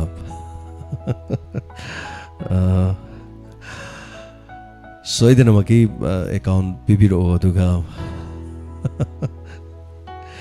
Govin Khuman amadi aton karigino diamond kathok chare na loina haibire haitare ngarang su diamond da mi ahum mari adum kathok chale haitare adubu game amani yam nungai ba phongdok chabaduni khoina tawjari se haitare yam nungai chabaduni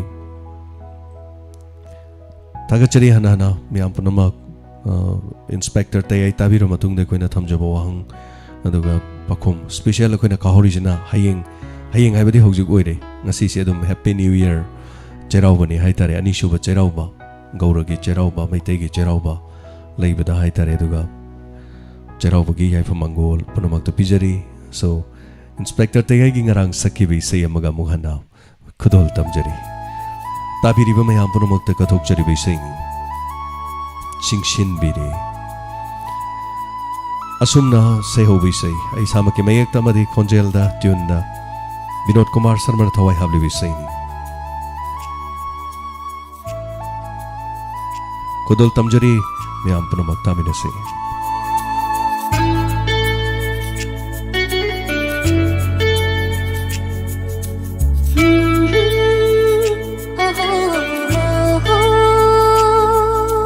Shingshin bire nang naibu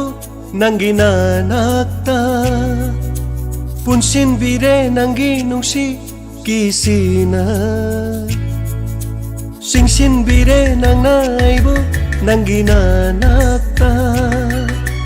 Punsin bire nangi nungsi kisina Aibu natanungda Aibu punsigi Aibu natanungda Aibu punsigi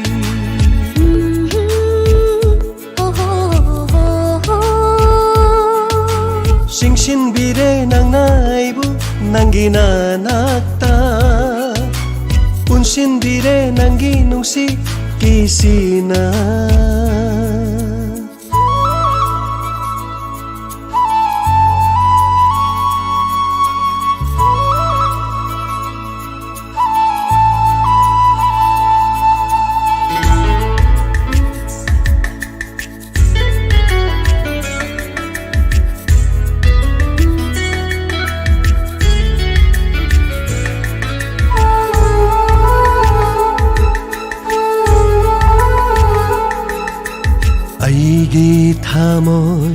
ꯂꯩꯀꯣꯜꯗ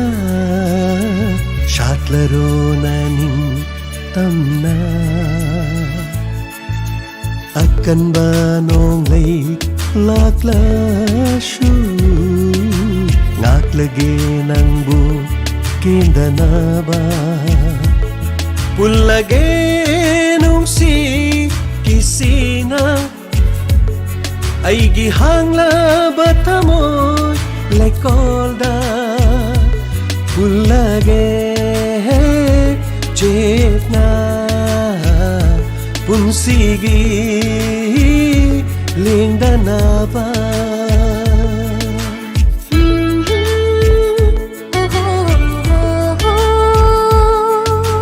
ꯁꯤꯡꯁꯤꯟꯕꯤꯔꯦ ꯅꯪꯅ ꯑꯩꯕꯨ ꯅꯪꯒꯤ ꯅꯥꯅꯥꯛꯇ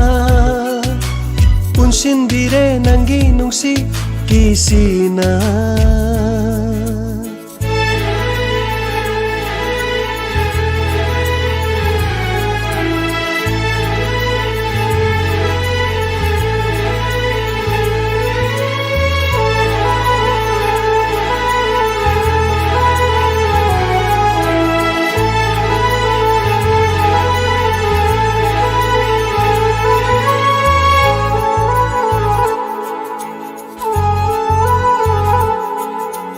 La la la la la la la la la la la la la la la la sumhatpire nangi mityenga lotna yengba mitna duna thadoklaroi nangbu punsigi oina ꯁꯥꯠꯂꯔꯣ ꯅꯪꯅ ꯑꯩꯒꯤ ꯂꯩꯀꯣꯜꯁꯤꯗ ꯄꯨꯜꯂꯒꯦ ꯆꯦꯠꯅ ꯄꯨꯟꯁꯤꯒꯤ ꯂꯦꯡꯗꯅꯕ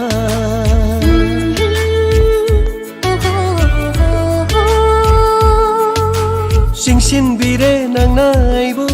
ꯅꯪꯒꯤ ꯅꯥꯅꯥꯛꯇ ꯄꯨꯟꯁꯤꯟꯕꯤꯔꯦ ꯅꯪꯒꯤ ꯅꯨꯡꯁꯤ ꯀꯤꯁꯤꯅ ꯑꯩꯕꯨ ꯅꯊꯥꯅꯨꯡꯗ ꯑꯩꯕꯨ ꯄꯨꯟꯁꯤꯒꯤ ꯑꯩꯕꯨ ꯅꯊꯥꯅꯨꯡꯗ ꯑꯩꯕꯨ ꯄꯨꯟꯁꯤꯒꯤ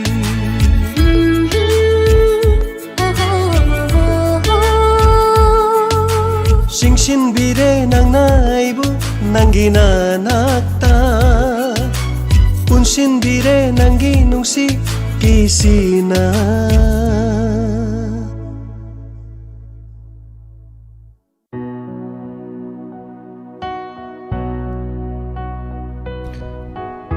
थागतचरी हनाना सपोर्ट तौबीरिबा म्याम पुनमक हाइजबा तारे हनाना थागतचरी तिंगुजाम मचा थागतचरी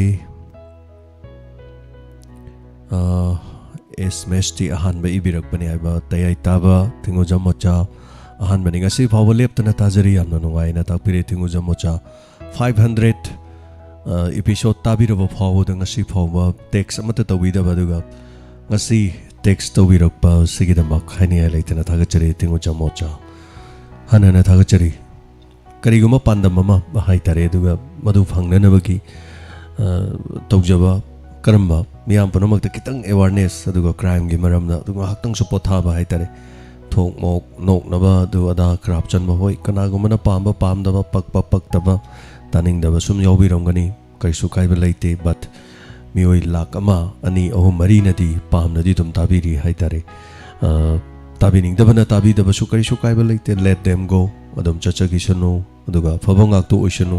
याय फबंगाक्तु ओइसनु अखोइना ngasi तौजरिबा होनजरिबा पुनमकसिंग असे सुमाइना तौजबसिंग अस्तगी रेवेन्यू मचा मचा लाखपदने खोइना तौजब ngamjaribani mi ma lakpada phamba mamamtang oirasu mi ma lakpada tasengna harakande khoi fajaba chokri ma thaningai leiramde pukchel chauraba kayana plastic chokri pibirakpa yawi phamnaba pibirakpa yawi ada sum honajabadagi haitare hanjo ainaga mayam do chabadu now aigi kada sofa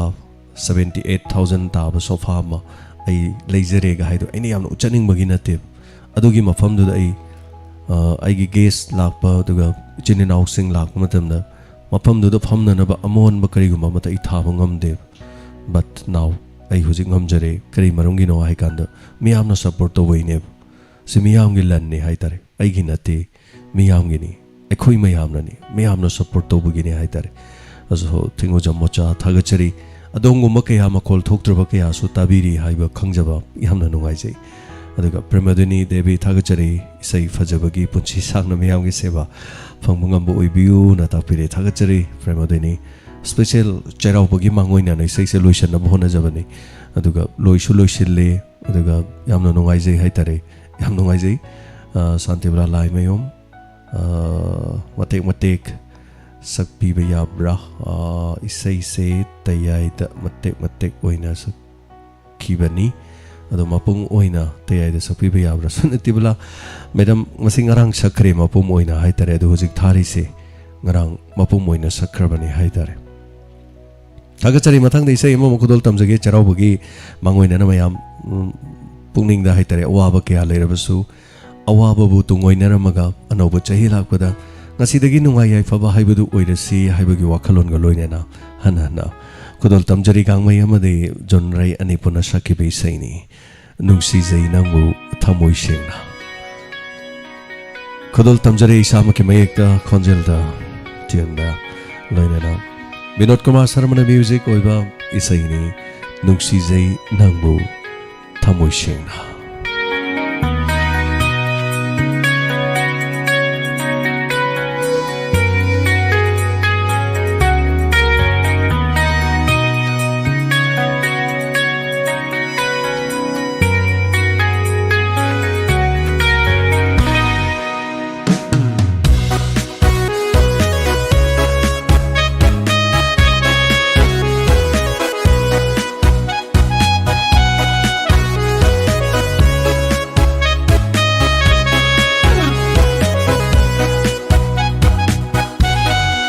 nungsi jai nangbu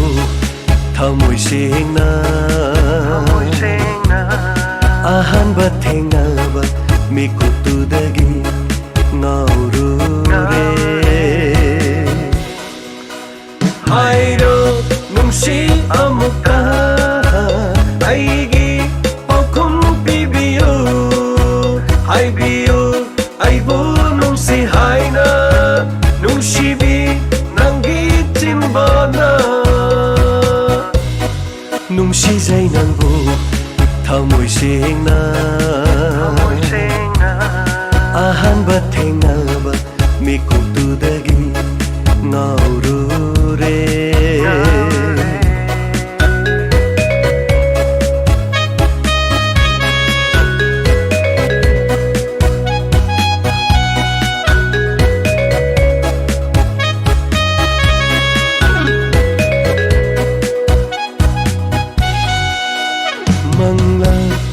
taibang anida nangbu uduna talaire mangla taibang anida nangbu uduna talaire aigi inakale piro nangna unsigi oina aigi inakale piro sigi oina nungsi jai nangbu thamoi sengna ahanba thengnaba mikutudagi ngaurure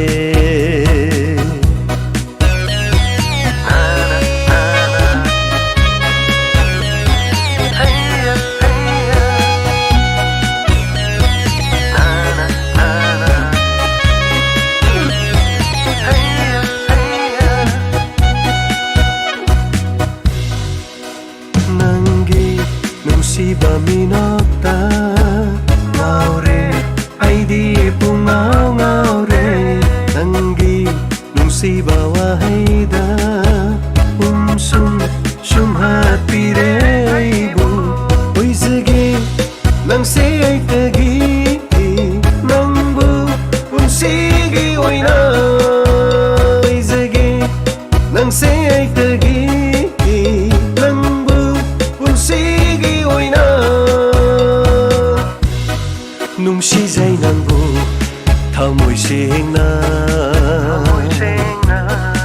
ꯑꯍꯥꯟꯕ ꯊꯦꯡꯅꯕ ꯃꯤꯀꯨꯞꯇꯨꯗꯒꯤ ꯉꯥꯎꯔꯨꯔꯦ ꯍꯥꯏꯔꯣ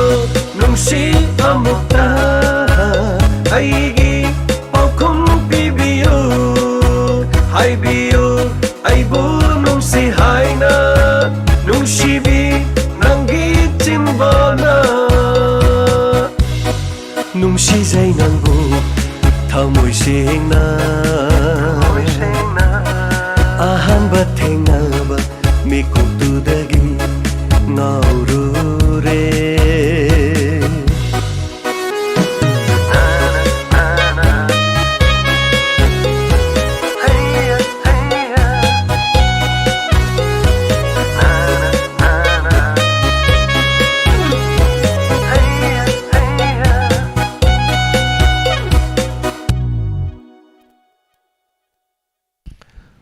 ꯊꯥꯒꯠꯆꯔꯤ ꯍꯥꯟꯅꯅ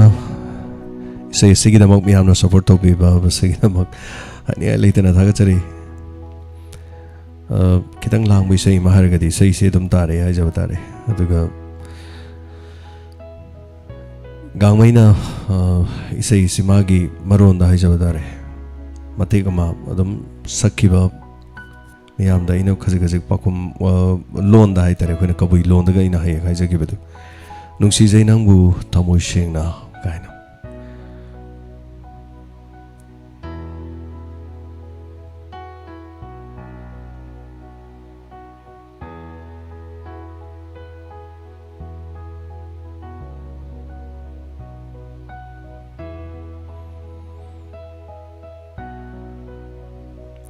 ꯊꯥꯒꯠꯆꯔꯤ ꯃꯊꯪꯒꯤ ꯏꯁꯩꯁꯤ ꯖꯦꯅꯦꯃꯤꯛ ꯆꯅꯥꯒꯤ ꯏꯁꯩꯁꯤ ꯌꯥꯝ ꯈꯟꯕꯤꯔꯦ ꯃꯌꯥꯝ ꯄꯨꯝꯅꯃꯛꯅ ꯁꯣ ꯏꯁꯩꯁꯤ ꯃꯇꯪꯒ ꯉꯁꯥꯏꯒꯤ ꯈꯣꯡꯖꯒꯦ ꯖꯦꯅꯦꯃꯤꯛ ꯆꯅꯥꯒꯤ ꯂꯣꯏꯗ꯭ꯔꯤꯕ ꯏꯁꯩ ꯍꯥꯏꯖꯕ ꯇꯥꯔꯦ ꯈꯨꯗꯣꯜ ꯇꯝꯖꯔꯤ ꯅꯪꯒꯤ ꯋꯥꯍꯩ ꯀꯌꯥꯅ ꯂꯩꯍꯧꯔꯦ ꯉꯁꯤꯗꯤ ꯊꯃꯣꯏꯗ ꯇꯥꯕ ꯉꯝꯗꯅ ꯁꯣꯟꯊꯔ ꯊꯃꯣꯏ ꯊꯦꯡꯂꯝꯕ ꯑꯋꯥ ꯅꯨꯡꯉꯥꯏ ꯀꯌꯥꯗ ꯊꯦꯡꯂꯝꯕ ꯀꯔꯤꯒꯤ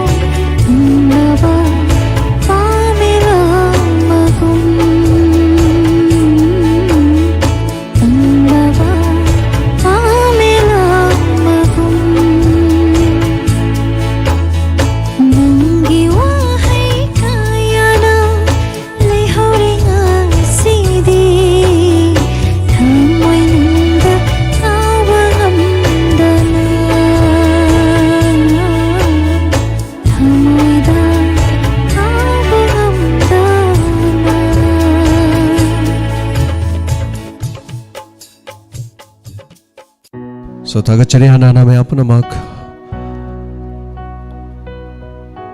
ngasigi damukta the himatang sida ani shuba thorom paring loisinjagi aduga cheraubugi ani shuba cheraubu irabasu me apunamuti yai phamangol pijari panoma kanglup asida tongan tongan ba khundari ba amadi pamjaba magi dharmada hajabata re aduga Happy New Year, Happy Cherauba, Yaifamangol, Punamak Pijari, Gauragi, Cheraubo, Irabasu, Magi Oirasu, Hajabatari, Pomnamak Cherauba Koi, Amanamabu Haitari Kai Komnobagi. So thank you so much. Hayingi Tankaka Anauba Tankak Amagaloin and Angasigilo, Hodriba Saruksi, Inspector Teida, Soidanamaki Miam the Pujuraki. So thank you so much. Broken Heart, Tagachari Mapanama section and Laminasi. Puning Karapatasi,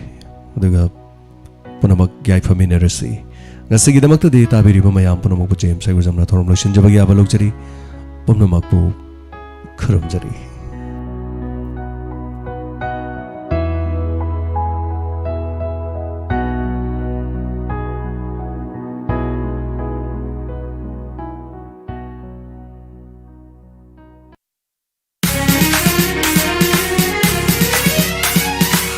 Kasuna saklaba laikoni